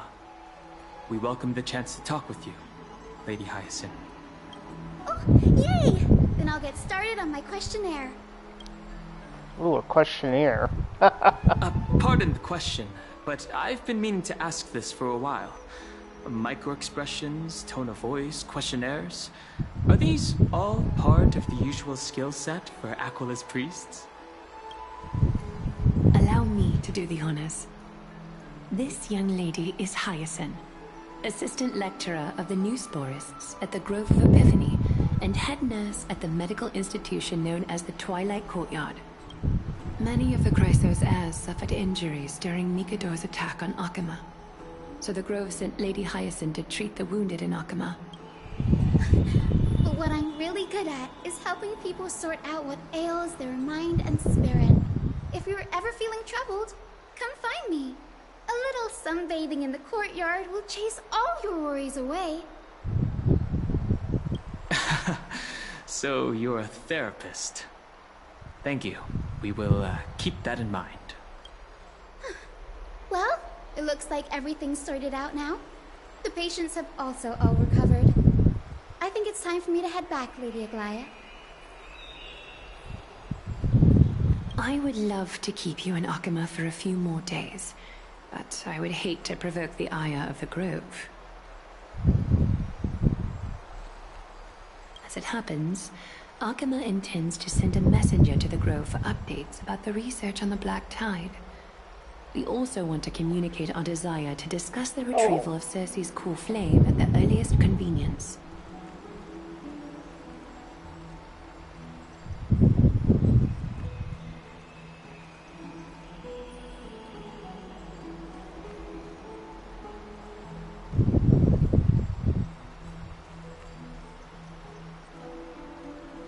Oh. That sounds pretty serious. Lady Aglaya, you can't be asking me to... No need to fret. We won't put you on the spot. Trianne will be going there as the diplomatic messenger of Akama, and Castros will be accompanying her. I happen to have a few questions for Professor Anaxa as well, regarding the missing Titan Thanatos. Since this involves Akama's diplomatic affairs, we'll give you some privacy.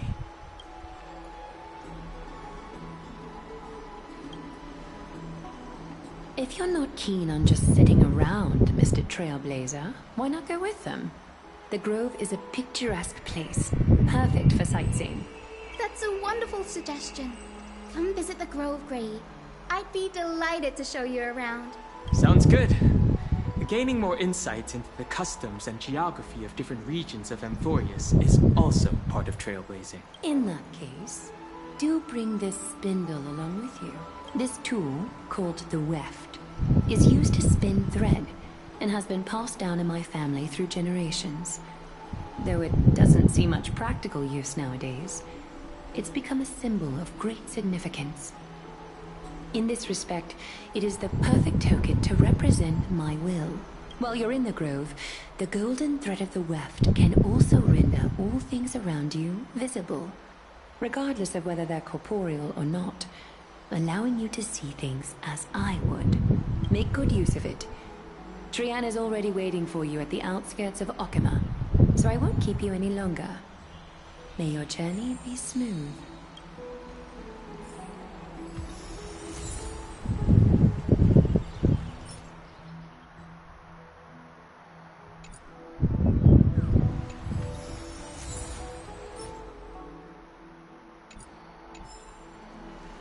Cool. Make good use of it. All right.